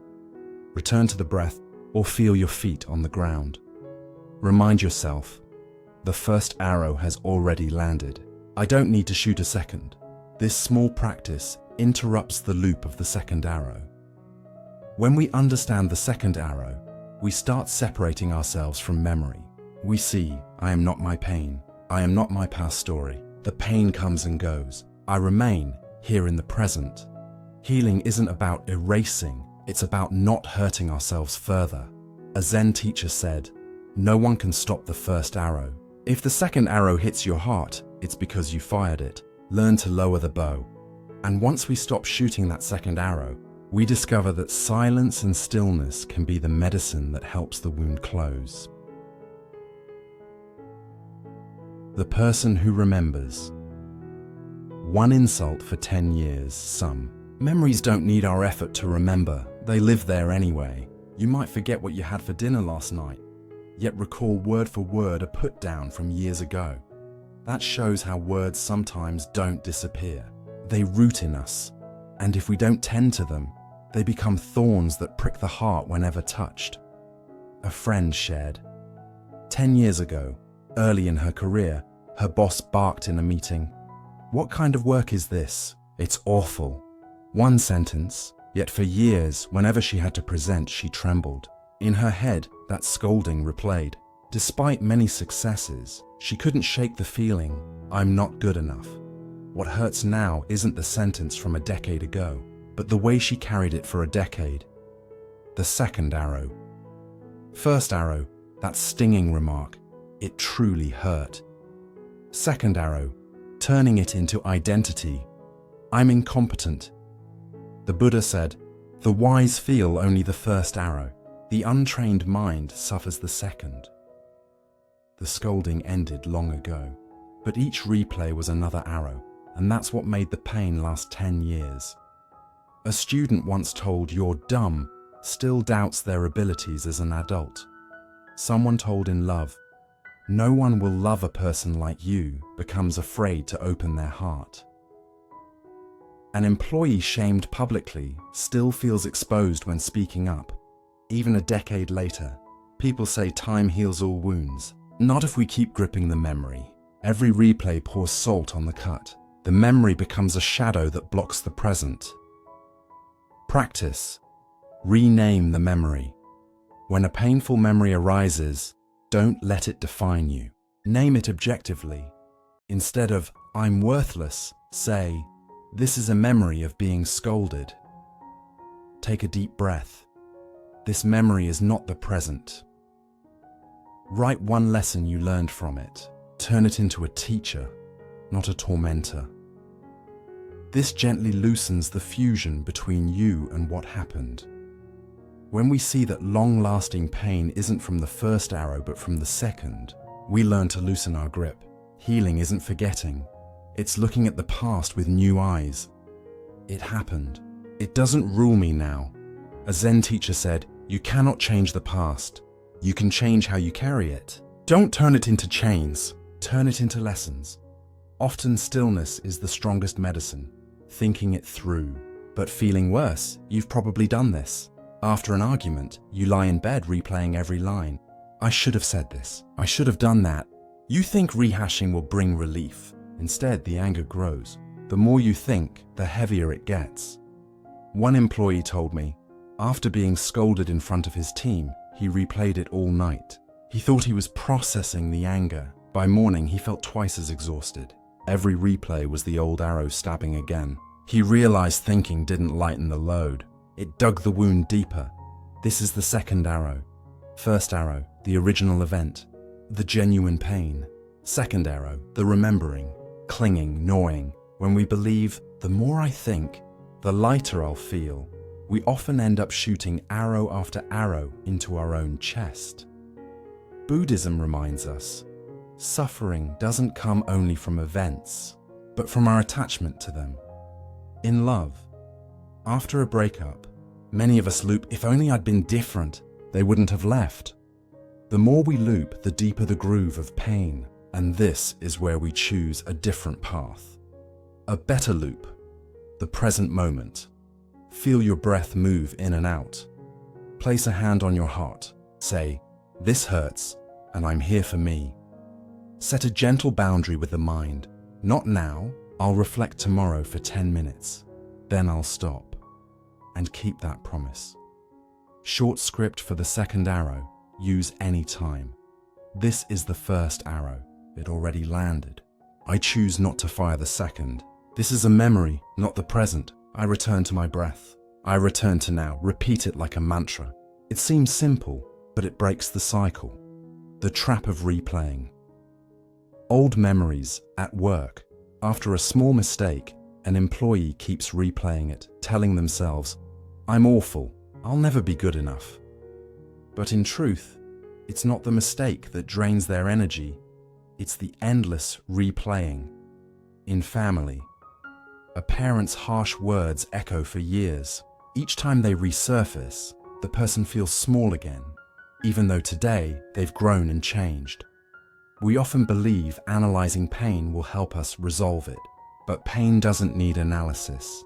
It needs observation and release. Think of a glass of muddy water. Stirring it doesn't make it clear. Only when you set it down, letting the sediment sink, does the water become clear again. Practice. Stop replaying the old tape. When a memory or old conversation shows up, pause and remind yourself, this is just an old tape. Don't argue with it. Simply return to the breath. Gently bring yourself back to the present with a mindful activity. Take a slow walk. Listen to calming music, or even wash dishes with awareness. Over time, you'll see you're no longer trapped in the spiral of thinking it over to feel lighter. Healing doesn't come from analyzing the past 1,000 times. It comes from setting it down. Letting go doesn't mean denial. It means allowing the past to rest. When we stop digging, the wound heals, just as a field restores itself when we stop plowing it over. A Zen master once said, "Painful memories are like a burning coal. The more you clutch it, hoping to find meaning, the more it scorches your hand. If you want relief, simply set it down." When we stop weighing ourselves down with repetitive memories, we begin to see a powerful method, recognizing memories for what they are, just memories, not the present. Noting, recognizing without clinging. Sometimes a memory surfaces, and the heart tightens as if it just happened yesterday. A scolding from childhood, a breakup years ago, an embarrassing moment in public. The event is long gone, yet the emotion feels alive because the mind doesn't distinguish between memory and now. There's a key that breaks the cycle. The practice of noting, reminding yourself, this is a memory, not the present. A friend once told me, during a childhood performance, she sang off key and classmates laughed. That moment haunted her for years, keeping her from singing again. Later, in a meditation retreat, she learned to note. Each time the memory rose up, she whispered, "This is just a memory, not the present." Slowly, the memory lost its grip. She began singing again, not because she forgot, but because she saw it differently. In Buddhism, noting is a core part of mindfulness. Instead of fusing with emotions or memories, we step back and name them. The Buddha taught, when anger arises, know it is anger. When sadness arises, know it is sadness. No resistance, no overanalysis, just clear seeing. Suffering doesn't come from memories themselves, but from the belief, I am that memory. When we see it's only a memory, freedom opens. In love, when the memory of a breakup returns, say, this is a memory, not the present. Right now I'm here, breathing, at work. When a boss's old criticism pops up, remind yourself, this is a memory. It doesn't define my value today. In family, when a parent's words echo, note, just a memory. I've grown, I'm not the same. Noting isn't denial, it's acknowledgement without drowning in it. For example, instead of spiraling into I'm useless, you reframe, this is a memory of a past failure. Suddenly, it shifts from being your identity to just a moment in your journey. Practice. Memory noting. When an old memory arises, pause and breathe deeply. Whisper, this is a memory, not the present. Anchor yourself in the here and now. Notice your breath or the feeling of your feet on the ground. If the memory returns, note it again, without frustration, without force. Each time you note, you drain energy from the memory, returning it to the past, while keeping yourself in the present. This practice doesn't erase memories, nor does it require forgetting. It simply puts them in their rightful place, the past. It lightens your load. Instead of carrying a heavy backpack of memories, you walk freer, knowing the present is the present. A memory is only a memory. A Zen master once told his student, "When you see a cloud drifting across the sky, you don't mistake it for the sky itself. Memories are the same. They're just clouds. Don't confuse them with the vast sky within you." The power of silence. Have you ever left an argument thinking, if only I had stayed silent, it wouldn't have escalated? Often we react instantly, like a switch flipped. Someone says something sharp and we shoot words back. But many times those reactions only fuel the fire. What we don't realize, silence is not weakness, it is strength. A woman once shared, during a heated family argument about money, she was ready to jump in and defend her view, but instead, she paused, breathed, and stayed silent. A few minutes later, someone else voiced the same point, but in a calmer tone. The family found a compromise. She realized, sometimes the real power isn't in speaking, but in not reacting immediately. In Buddhism, this is the practice of mindfulness and awareness. The Buddha said, between stimulus and response, there is a pause. In that pause lies our freedom. When we react instantly, we're slaves to emotion. When we pause, we're free to choose what to say, how to act, or whether to act at all. Silence is the ground of wisdom. Only when water is still do we see the bottom of the lake. At work, an email makes you angry. If you reply right away, you might burn bridges, but wait a few hours, and your calmer response preserves both clarity and respect. In family, a child makes a mistake. Yelling might scar them, but pausing, breathing, and teaching gently plants lessons that stick. In love, a text hurts your feelings. If you fire back, you risk damage. If you breathe and respond later with understanding, you deepen trust instead. Many think silence means losing. In truth, silence at the right time is the greatest strength. Silence doesn't mean ignoring or accepting injustice. It means giving yourself time to observe, understand, and choose peace over conflict. Practice. 3 breaths of silence. When triggered, pause before reacting. Take 3 slow breaths. Ask, what response would bring peace, not more pain? This simple pause can change everything. When a strong emotion hits, anger, sadness, hurt, don't react right away. Pause. Inhale, exhale 3 times. During those 3 breaths, remind yourself, I am not this emotion. I can choose my response later. Practice this often and you'll gradually master that pause. Silence is a tranquilizer for the mind. It calms the nervous system, slows the heart, and, most importantly, gives you freedom. Instead of being driven by circumstances, you choose to act with wisdom and compassion. When you choose silence over reactivity, you don't just keep your own peace, you seed peace into the space around you. Someone once asked a Zen master, "Teacher, how do I win an argument?" The master smiled. You don't need to win an argument. Win yourself. Win over the impulse to react. When you see the strength of silence, you realize silence isn't escape. It's letting the mind settle, like a cloudy glass of water clearing on its own. Silence as medicine for the nervous system. Science, Pasdharma. Ever have a day so intense your mind spins like a machine that won't shut off? You get home, turn off your phone, sit, breathe, and within minutes you feel lighter. That's not an accident. True silence is medicine for the nervous system, something both modern science and ancient Buddhism agree on. A creative professional I know lived under constant deadline stress. Racing heart, headaches, jittery limbs. A friend suggested 10 minutes of stillness, just breathing.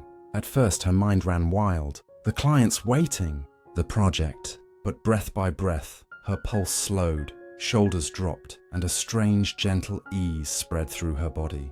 She realized, silence heals the mind and the body. What science says.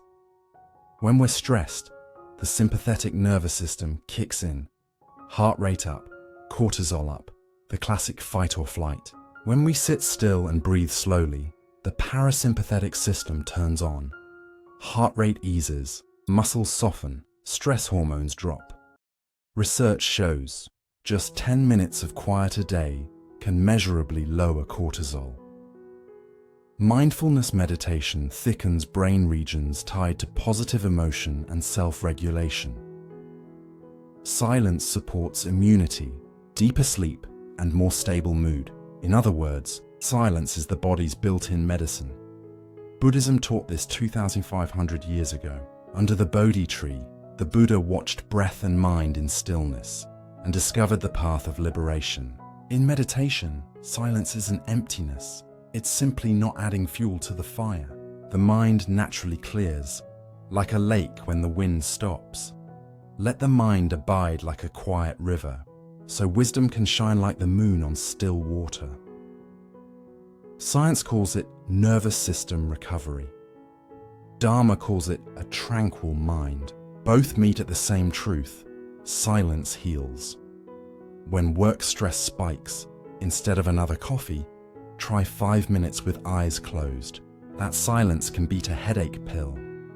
When sorrow comes, many reach for alcohol or endless scrolling. Sit instead, watch the sadness pass like clouds. You'll feel lighter. When anger surges, a few quiet minutes before speaking can save a relationship. Some say, sitting still does nothing. In reality, stillness is when body and mind do their deepest repair. Silence isn't wasted time. It's an energy investment. A peaceful mind works far better than a chaotic one. Try the 10 minutes of quiet practice. Pick a quiet spot. Sit comfortably, eyes closed. Stay with the breath. Inhale. Know you're inhaling. Exhale. Know you're exhaling. If thoughts come, label gently thinking and return to breath. Keep it for just 10 minutes. Do this consistently and you'll feel stronger, clearer, and less rattled by daily stress. Silence isn't just a calm moment. It's medicine for body and mind. It rests the nervous system. It mends the heart. It makes space for wisdom to appear. When you sit in silence, you're telling yourself, I deserve peace. A student once asked a Zen master, "Why am I always exhausted?" The master said, "Because you never let your mind rest. Even in sleep, you chase thoughts. Sit. Let silence hold you. That is the medicine you need." When we understand that silence heals, we see why it's like a cloudy glass settling clear. Only when we stop stirring do clarity and insight surface. The cloudy glass. Imagine a clear glass of water. Toss in a handful of dirt and stir, instantly murky. But set it down and the sediment sinks. Before long, the water is clear again. Our minds are the same. A young man once told a Zen master, "Teacher, my mind is a storm.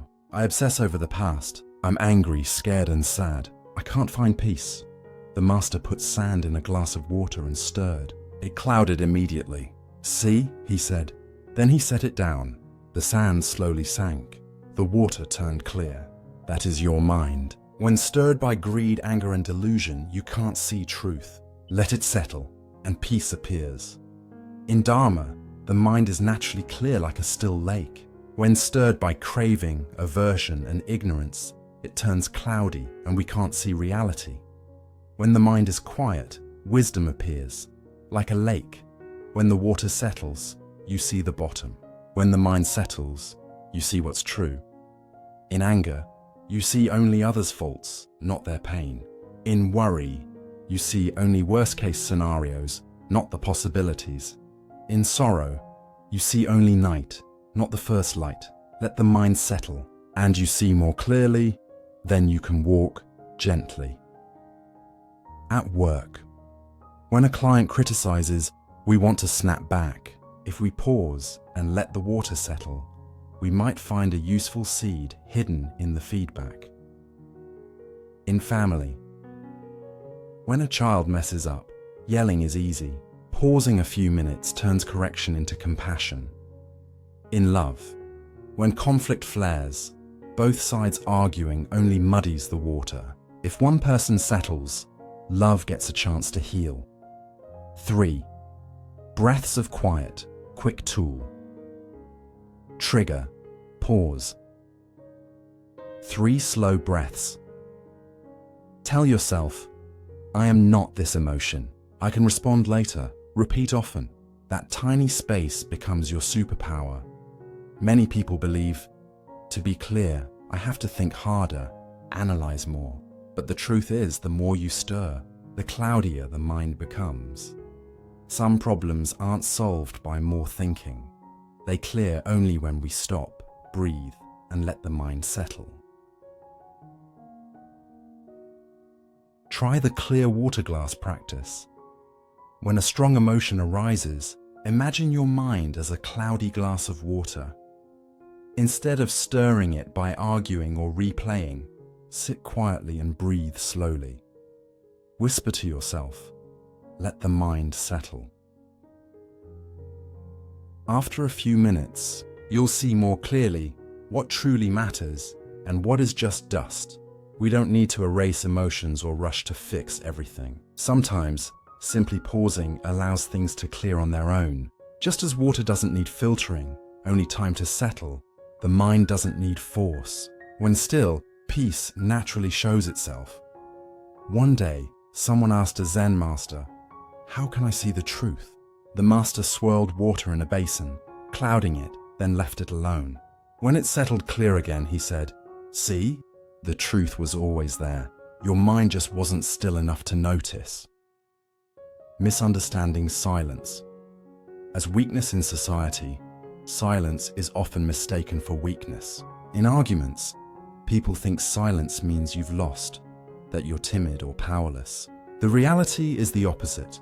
A student once shared, during a heated class debate, everyone attacked his opinion. Instead of snapping back, he listened in silence. When the noise died down, he calmly said, "I understand your points, but I still hold my view." Surprisingly, that calm presence earned respect, not ridicule. He didn't shout the loudest, yet his quiet strength carried the most weight. Buddhism has a word, patience, khanti, not passive endurance, but the strength of calm perseverance. The Buddha himself was insulted many times. When asked why he never responded, he said, "If someone offers you a gift and you don't accept it, to whom does the gift belong?" Silence in this sense isn't fear, it's wisdom. Reacting only drags us into anger. Silence keeps our energy, keeps our peace. At work, when a customer shouts, reacting only escalates, but silence, patience, and a thoughtful reply can salvage the relationship. At home, in marriage, silence during a fight doesn't mean defeat. It can mean love strong enough to wait until calmer words arise. Online, negative comments beg for reaction. Sometimes the strongest reply is none at all, showing you won't sink to that frequency. True strength isn't being loud, it's knowing when to speak and when to stay still. Protecting your energy with silence. Every time we lash out, argue, or overreact, we feel drained afterward, like we've lost precious energy. But when we hold our calm, we keep our energy intact. A woman in a high-pressure office once heard co-workers bad-mouthing her. At first, she wanted to confront them. Instead, she paused, breathed, and chose silence. A few days later, the rumor died on its own, and others even defended her. She realized her silence had saved her energy from a pointless battle. In Buddhism, this is mindfulness and compassion at work. The Buddha taught, "One who meets anger with anger loses. One who meets anger with compassion wins." Reacting right away is like opening your door to let the storm in. Not reacting is keeping the door closed, protecting the flame of peace inside. At work, an angry email in the morning, reply instantly, and conflict grows. Wait, breathe, and your calmer response solves more than it harms. At home, parents yelling at a child's mistake often scar more than they teach. Waiting until calm makes correction an act of love. On the road, someone cuts you off. Honking and yelling only burns energy. Driving on in silence preserves your peace. Non-reaction is not surrender, it's wisdom in action. You don't suppress your voice forever. You just wait to respond with clarity and kindness. The golden pause practice, the golden pause. When emotions surge, stop for at least 10 seconds. In those 10 seconds, breathe deeply and ask, if I react now, what will happen? If I stay silent, what do I keep? 3. Then choose, not from anger, but from calm. Every pause is a seed of peace you plant in yourself. Over time, those seeds grow into a quiet inner garden that no one can touch.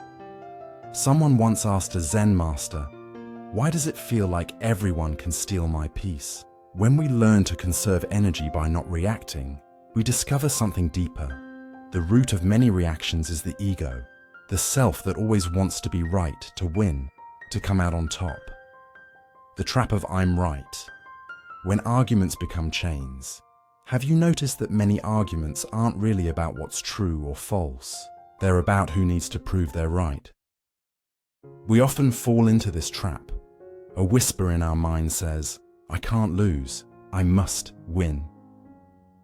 And suddenly, a simple conversation becomes a draining battle. A young couple once shared that they fought for hours over the air conditioner setting.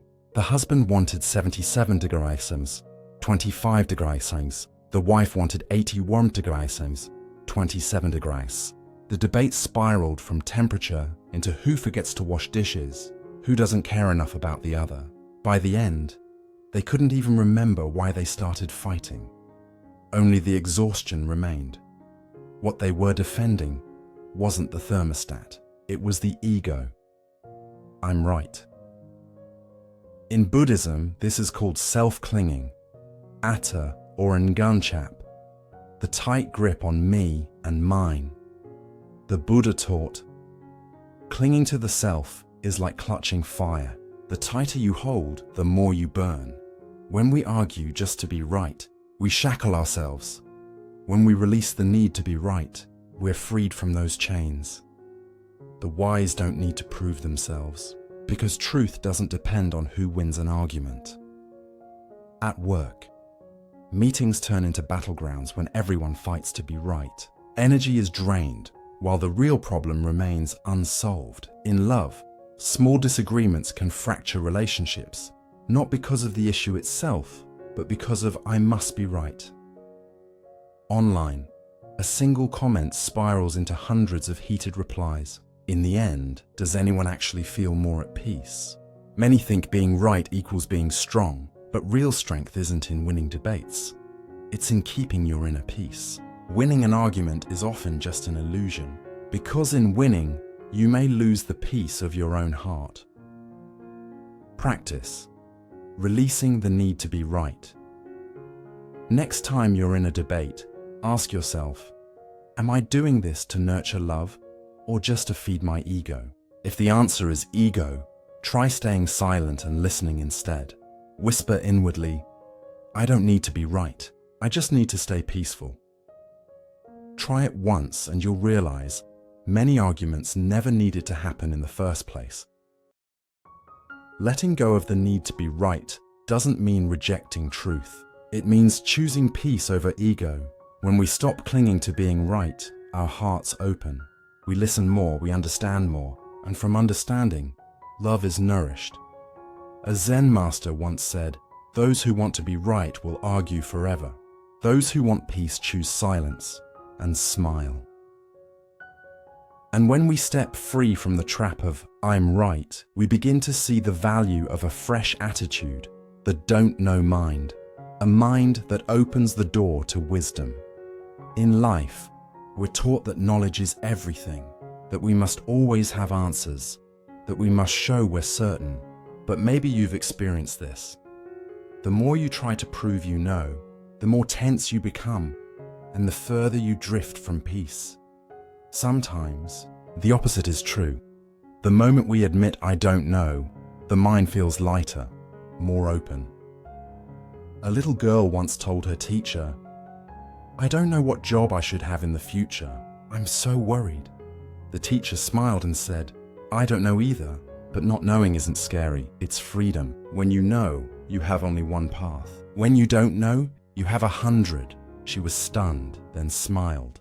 For the first time, not knowing wasn't a burden. It was an opportunity. In Zen Buddhism, there is a beautiful concept called "don't know mind." It doesn't mean ignorance or apathy. It means a mind free from rigid views and old judgments. The Buddha taught, when the mind is empty, it can receive everything. A don't know mind is like a clear mirror. It reflects things as they are, without adding or distorting. When we assume "I already know," we close the door to other perspectives. When we admit "I don't know," we open ourselves to listening, to learning, to seeing with fresh eyes. At work, a humble leader admits, "I don't have all the answers. Let's figure it out together." This attitude sparks collective wisdom and leads to better solutions. In love, when conflict arises, instead of saying, "I know you always do this," try thinking, "Maybe I don't know all of their reasons." This perspective brings more compassion and understanding. In daily life, when facing a problem, instead of panicking, "I must know the answer right now," pause and admit, "Right now, I don't know, but I can learn, I can explore."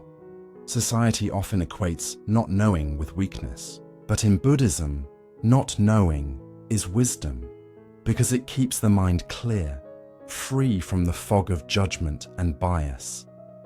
The trap of always needing to know leads to arrogance, attachment, and fear of being wrong, but a don't know mind is free, flexible, and creative. Practice 3 times "I don't know." When faced with a tough situation, instead of rushing to assert yourself, whisper, "I don't know everything."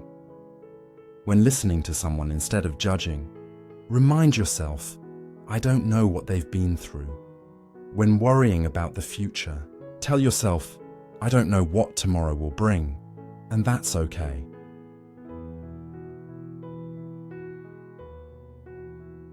Try it once and you'll feel lighter. Your wisdom will naturally open. A don't know mind releases us from the burden of control, the pressure of always being right. It heals by letting us live with openness instead of tension. When we accept not knowing, we learn to trust the process, to trust life, and to trust ourselves, that we will have the wisdom to take each step forward. A Zen master once said, "A don't know mind is a free mind. When you don't know, you can listen. When you don't know, you can learn. When you don't know, you can love." And once we learn the art of not knowing, we step into the next stage of letting go of the ego, humility, where we no longer need to win arguments, but instead discover freedom from the obsession with being right or wrong. The fatigue of winning. Have you ever gotten into an argument where, even after winning, you felt drained instead of happy?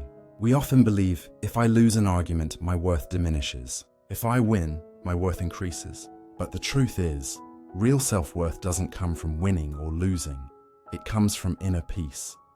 There was a young employee, talented but hot-tempered. During a meeting, he clashed fiercely with a colleague. In the end, his sharp logic silenced the other. He won, but afterward he felt tense the whole day. His teammates no longer wanted to cooperate with him, and the group project slowed because of the heavy atmosphere. He realized winning an argument didn't bring value. It actually cost him things far more important. In Buddhism, this is the pride of ego, the need to elevate oneself by pushing others down. The Buddha taught, better to conquer yourself once than to conquer others 1,000 times. When we argue to prove our worth, we are mistaken. True worth doesn't come from others' recognition. It comes from inner freedom. Winning an argument only feeds the ego, but it also weighs down the heart. In family, a husband thinks he must win arguments with his wife to earn respect, but the result is damaged love and lost respect.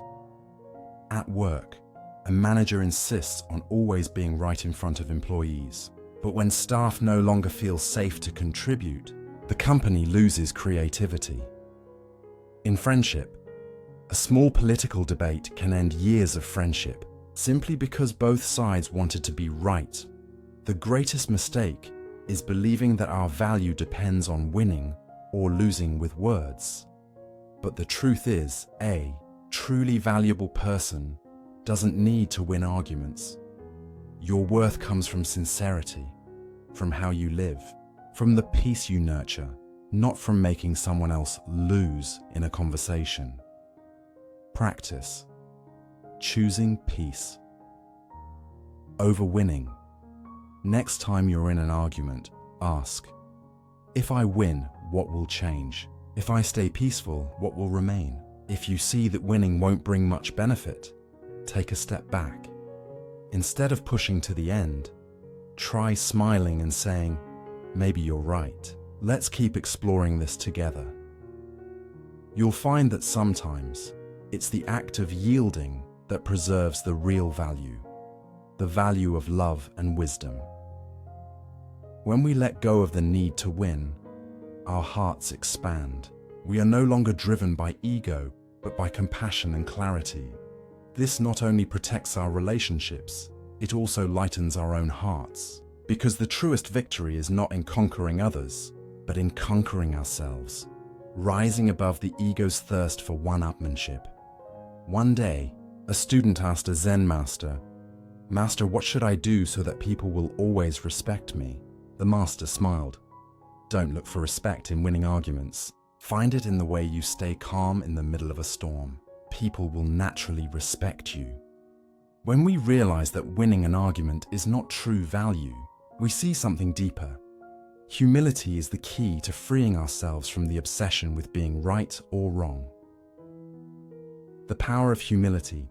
Many people think humility is weakness, a lack of confidence, or failing to stand up for yourself. But in truth, humility is a subtle strength. It frees us from the chains of always needing to be right. There was a famous professor, well known as an expert in his field. During a seminar, a student challenged his perspective. Everyone expected the professor to fire back. Instead, he smiled and said, "Thank you. Maybe you're seeing something I've never considered before." In that moment, no one thought he was weak. On the contrary, they respected him even more, because humility opens the door to wisdom and inspires others. In Buddhism, humility is considered a virtue because it dissolves arrogance, the ego's attachment to always being right. The Buddha once taught, anyone who sees themselves as better, worse, or even equal to others has not yet seen the truth. Humility doesn't mean putting yourself down. It means seeing life without the narrow lens of winning and losing, right and wrong. Those obsessed with being right live in constant tension. Those who practice humility know how to listen, admit they don't know everything, and thus live with openness and freedom. At work, a humble leader who listens instead of always proving they're right builds a stronger, more creative team. In love, when one partner can say, "Maybe you're right, I haven't thought of it that way," the relationship grows warmer, because love matters more than being right. In daily life, When someone bumps into you on the street and you choose to smile instead of argue, that's not weakness. That's humility, protecting your peace. The mistake many people make is thinking humility, lowering your self-worth. In reality, humility protects your true worth. You're not shaken by praise or blame, and you're no longer obsessed with proving yourself. Humility doesn't take away your value. It only removes the burden of always needing to prove it. Practice humble listening in conversations. Instead of preparing your response, practice truly listening. Remind yourself, maybe I don't know everything. Maybe they're right in some way. After listening, respond with gratitude. Thank you for sharing. That gave me a new perspective. Try it once. You'll feel your mind open and your heart lighten. Humility frees us from the obsession with right and wrong. It heals by returning us to our true nature. A human being who knows how to listen, to learn, and to place love above ego. When we live with humility, we don't need to defeat anyone, nor do we fear being defeated. We simply live peacefully in truth, and that is freedom. A Zen master once said, "A drop of water is always lower, yet it makes the ocean. The humble do not raise their voices, yet they hold boundless wisdom." And when we finally understand that humility is strength, the strength that frees us from the obsession with right and wrong, we naturally uncover another hidden source of suffering, the mindset of "they owe me," emotional debt, waiting for an apology, waiting for recognition. Almost all of us have, at least once, been stuck in this situation, waiting for an apology that never came, or a recognition that never arrived. That waiting stretches from day to day, month to month, year to year, until it becomes a heavy burden on the heart. It's like sitting by the window, expecting a letter that never shows up. Take Hui, a young man who worked tirelessly at his company. He poured his heart into a project, stayed late many nights, skipped out on time with friends. When the project succeeded, his boss praised others, but never mentioned Hui. Hui felt crushed. He thought, "He owes me recognition." Day after day, he kept working, but inside, disappointment grew. He waited for the day his boss would finally acknowledge him in front of the team. But year after year, that day never came. The longer he waited, the more bitter he became. That waiting drained his joy, slowly turning his work into a burden. In Buddhism, this is called attachment, clinging to something we expect from others. The Buddha taught, craving is the root of suffering. When we wait for an apology or recognition, we place our happiness in someone else's hands. But the truth is, the other person may never understand what we're hoping for, or even if they do, they may not be ready to give it. And the longer we wait, the more we become prisoners of our own expectations. In family life, an adult child may keep resenting their parents for past mistakes. "They owe me an apology," but the parents may never say those words. And if the child keeps waiting, they will grow old carrying that hopeless longing. In love, after a breakup, someone might keep thinking, "She owes me an explanation, an apology."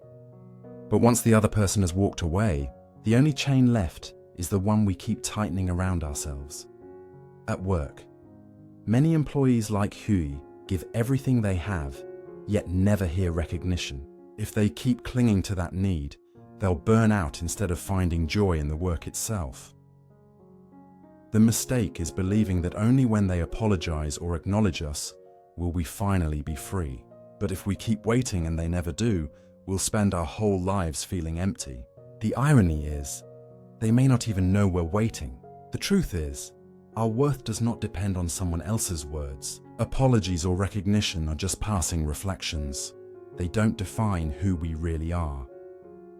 Practice self-recognition. Sit down and write 3 things you've done well this week. Instead of waiting for someone else to notice, smile and tell yourself, "I gave it my best. I'm proud of myself." If there's someone who never apologized, try writing them a forgiveness letter. even if you never send it. It helps you release the burden of waiting. Even one attempt at this practice shows you happiness doesn't need to take the long way through someone else. It can begin right here, in your own heart. Letting go of waiting for apologies or recognition doesn't mean denying the pain. It means choosing not to let the pain define you anymore. You have the right to acknowledge yourself, the right to forgive so you can be free, and the right to live happily without anyone paying a debt they never will. One person once asked a Zen master, "I've given so much to my family, but no one appreciates it. I feel so unfairly treated." The master replied, "If you give only to gain recognition, you will suffer, but if you give out of love, you've already recognized yourself." And once we realize we don't need an apology or recognition to be happy, we begin to understand the true nature of forgiveness, not excusing their mistakes, but freeing ourselves. The misunderstanding about forgiveness: when people hear the word forgiveness, many immediately think, if I forgive, it means I agree with what they did. It means pretending nothing happened. That's why they resist forgiveness. Deep inside they think, if I forgive, doesn't that make me weak? Doesn't that let them keep hurting me? This is one of the biggest misconceptions about forgiveness. Mai was once betrayed by her best friend over money. Their friendship ended. Years later, whenever someone mentioned her former friend, Mai would immediately say, "I will never forgive her." Forgiving means saying what she did was okay. Mai believed forgiveness meant erasing the wrong. But the truth is, refusing to forgive didn't make her old friend suffer. It only trapped Mai in bitterness for years. In Buddhism, forgiveness doesn't mean denying or excusing wrongdoing. Forgiveness means laying down the heavy stone in your own heart. The Buddha once taught, holding on to anger is like grasping a hot coal with the intent of throwing it at someone else. Yet you are the one who gets burned. Forgiveness is not for their benefit. Forgiveness is so you stop burning yourself. When we forgive, we don't change the past, but we do change our relationship to the past. In family, a child resents a father's harshness. The past cannot be rewritten, but forgiveness releases the heart, freeing it from chains of resentment. In love, a woman betrayed in a relationship thinks, if I forgive, he'll hurt me again. But forgiveness doesn't mean going back. It simply means choosing peace for herself. At work, an employee falsely blamed by a boss thinks, if I forgive, it means he was right. But forgiveness simply means not carrying the anger into tomorrow.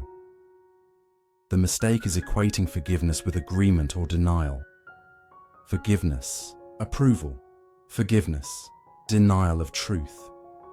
Forgiveness, not letting the past control your present anymore.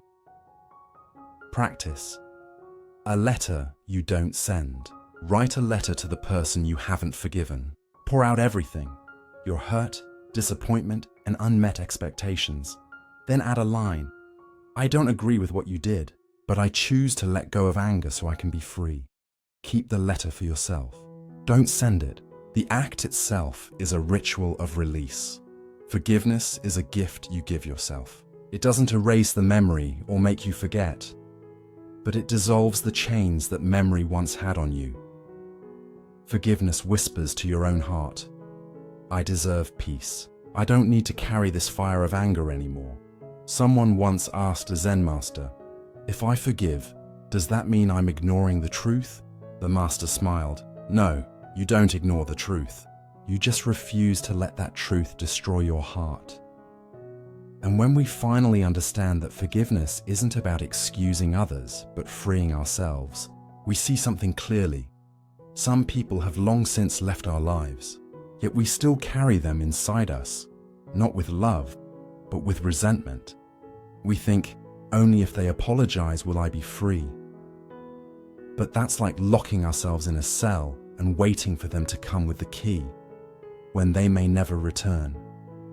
That's why forgiveness is not a gift for them. Forgiveness is the gift we give ourselves. Thao once suffered deep, hurtful words from a relative during a heated argument.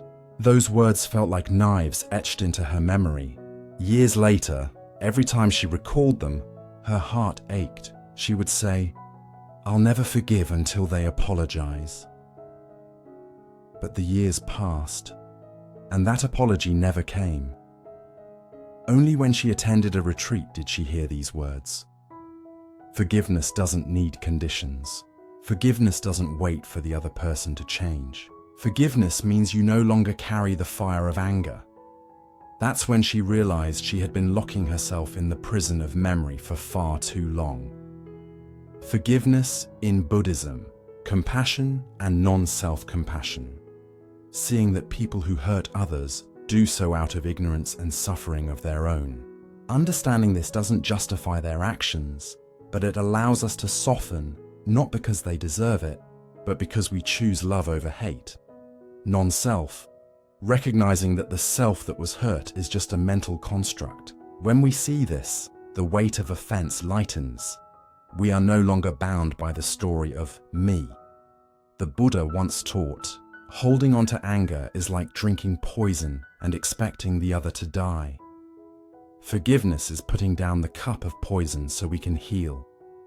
In family, a child scarred by a parent's mistakes may wait a lifetime for an apology that never comes. Forgiveness isn't excusing, it's ending the cycle of pain within yourself.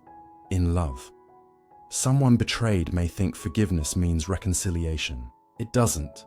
Forgiveness simply means freeing yourself to love again someday. At work, an employee mistreated by a past boss may carry that bitterness into new jobs. Forgiveness helps them start fresh, with a lighter heart. Many people misunderstand forgiveness. They think, if I forgive, it means I'm letting them off the hook. But in reality, forgiveness doesn't erase justice. Forgiveness simply means no longer letting the past imprison the present. Cosmic justice still moves through the law of cause and effect. It doesn't depend on our anger. Practice. Putting down the stone. Imagine every resentment you carry as a stone in your backpack. Close your eyes, pick one person you're still angry with and picture yourself placing that stone gently on the ground. Whisper, "I don't need to carry you anymore. I choose peace for myself." Do this often, and you'll feel your backpack grow lighter, your steps more free. Forgiveness is the path back to inner freedom. No one can imprison you except yourself. When you forgive, you're opening the prison door you built, letting your heart breathe fresh air again. Forgiveness isn't about setting them free. It's about setting yourself free. Someone once asked a Zen master, "If I forgive, what do I gain?" The master smiled, "You gain yourself." And once we see that forgiveness is self-liberation, we begin to notice something deeper. Anger is often just a disguise for weakness. We usually think of angry people as strong, tough, and hard to shake. But look closer. Anger isn't true strength. It's armor, hiding fear and insecurity underneath. Nam was a father who wanted absolute obedience from his son. Whenever his child made a mistake, Nam would yell, pound the table, or even give him the cold shoulder for days. On the surface, he looked powerful and in control. But inside, he was anxious. If I'm not strict, my son won't respect me. Behind Nam's anger was fear. Fear of losing authority. Fear of losing his son's love. Anger was just the armor covering that fear. In Buddhism, anger, san, is one of the three poisons, greed, hatred, delusion, that give rise to suffering. But the Buddha didn't label anger as just sinful. He taught that anger grows out of ignorance and fear. People who are angry are often people who are hurting. Anger is the mind's way of defending itself, but anger never heals fear. It only deepens distance and loneliness. In family life, a wife who constantly snaps at her husband may simply feel unheard. At work, a boss who yells at employees may secretly fear the project will fail without control.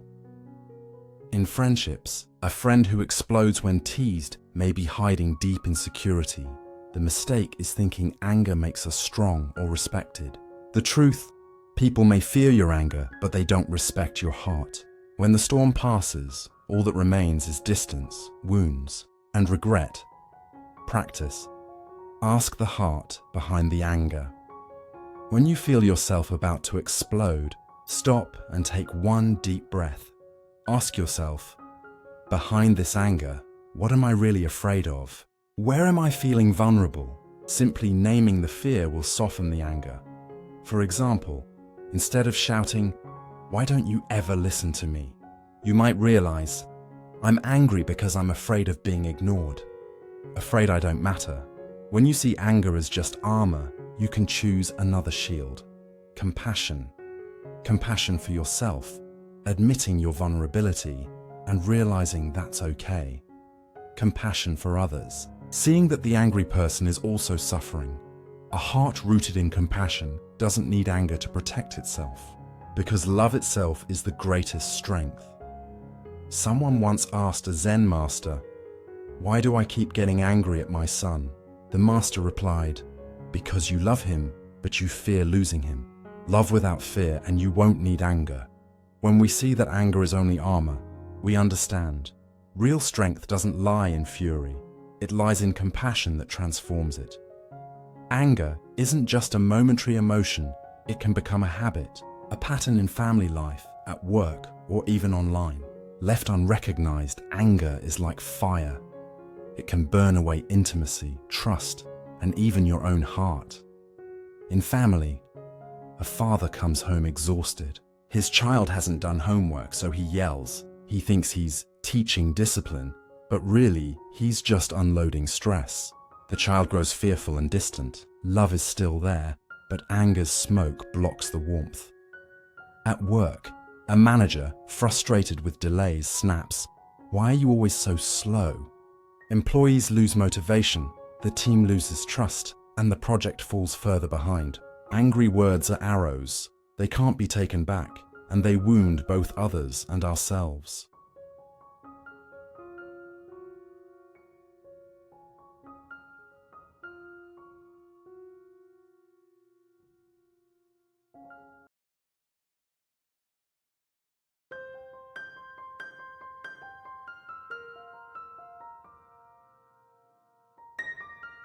On social media, a cruel comment sparks dozens of heated replies.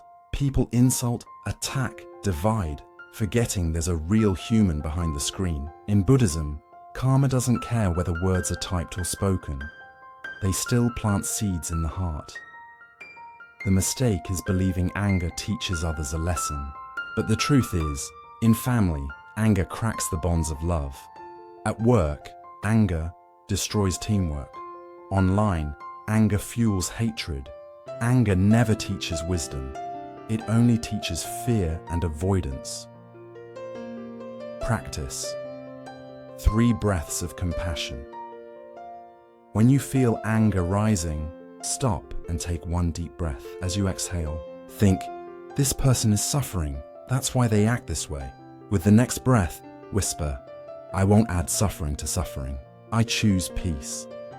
Just 3 breaths can shift your reaction, from anger to compassion. When we look at anger, in family, at work, or online, we can clearly see that anger is not our true nature. It is simply a reaction born out of fear and pressure.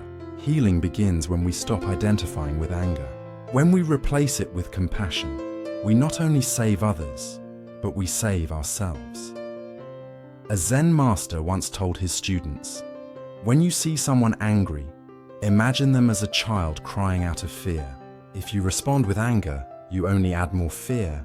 But if you respond with love, that child will finally be comforted." Once we understand anger in everyday life, we realize the only solution is compassion. If someone has hurt you, it feels natural to react with anger. But if you look deeper, you'll see. Anger is just like fire burning the hand that holds it.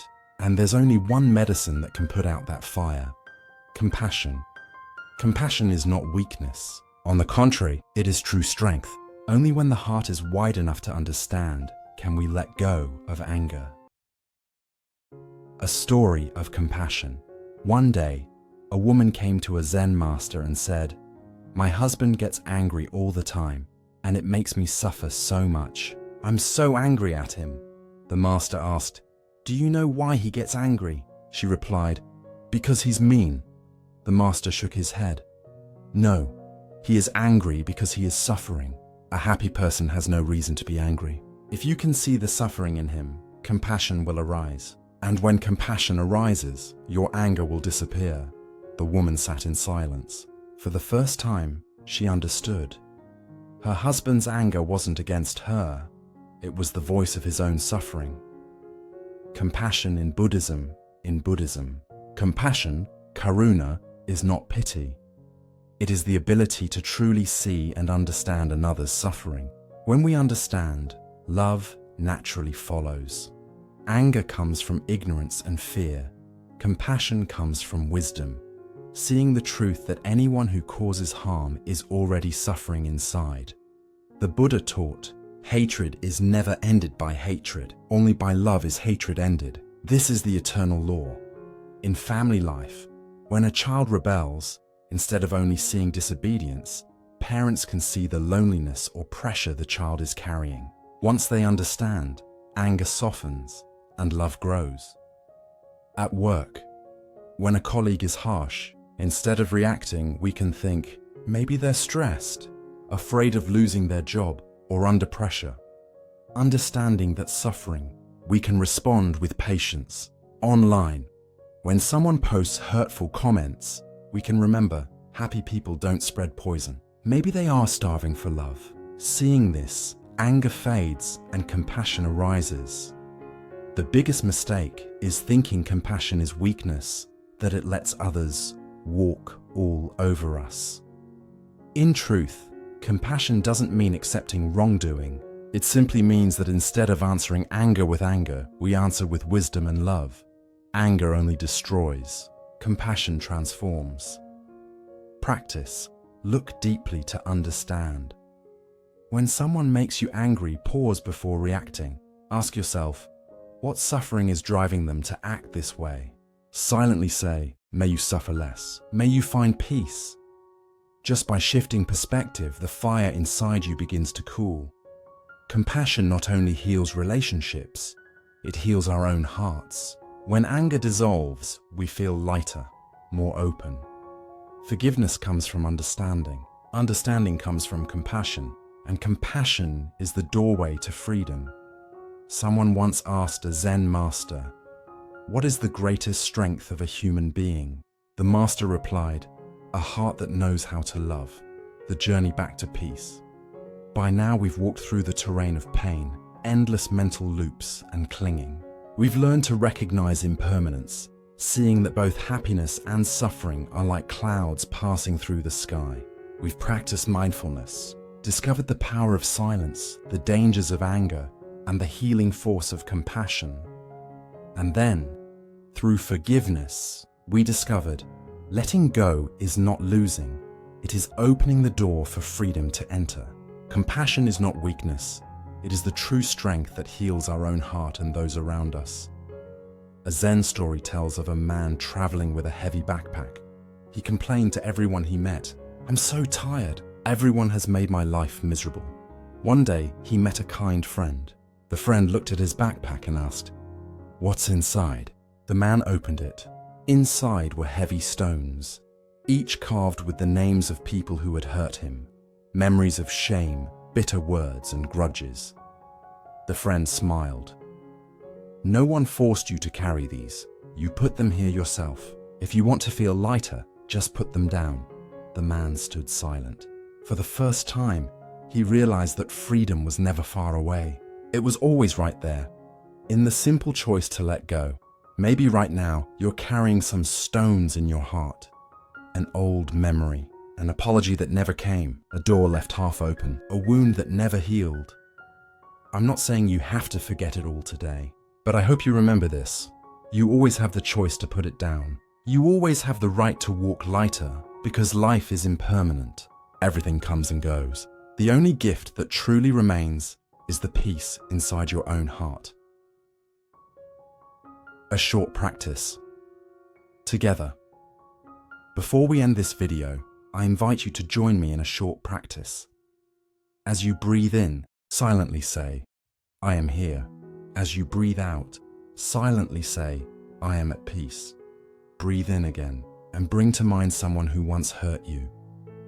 As you breathe out, whisper softly, "I choose to let go. I choose freedom." Let this breath be a bridge, bringing you back home to yourself, whole, peaceful, and free. Every step you take, every breath you breathe, every word you speak can be a seed of peace. And if you truly plant those seeds, you'll notice the world around you begin to change. Not because the world has changed first, but because your own heart has. Thank you for walking with me on this journey. My wish is that you don't leave with a heavy heart, but with one that feels a little softer, lighter, and more filled with love. And if these words touch something in you, keep them like a small candle. Whenever life feels dark, you can relight that candle and let it shine for you. The end is never really an ending. It's just the beginning of the story of peace you will continue to write for yourself. If you found value in this video, I invite you to help spread this positive energy, share to plant more seeds of peace among your friends and loved ones. Subscribe to walk together on this journey of Buddhist wisdom and daily healing, because happiness is never just one person's path. It's a road we all walk together.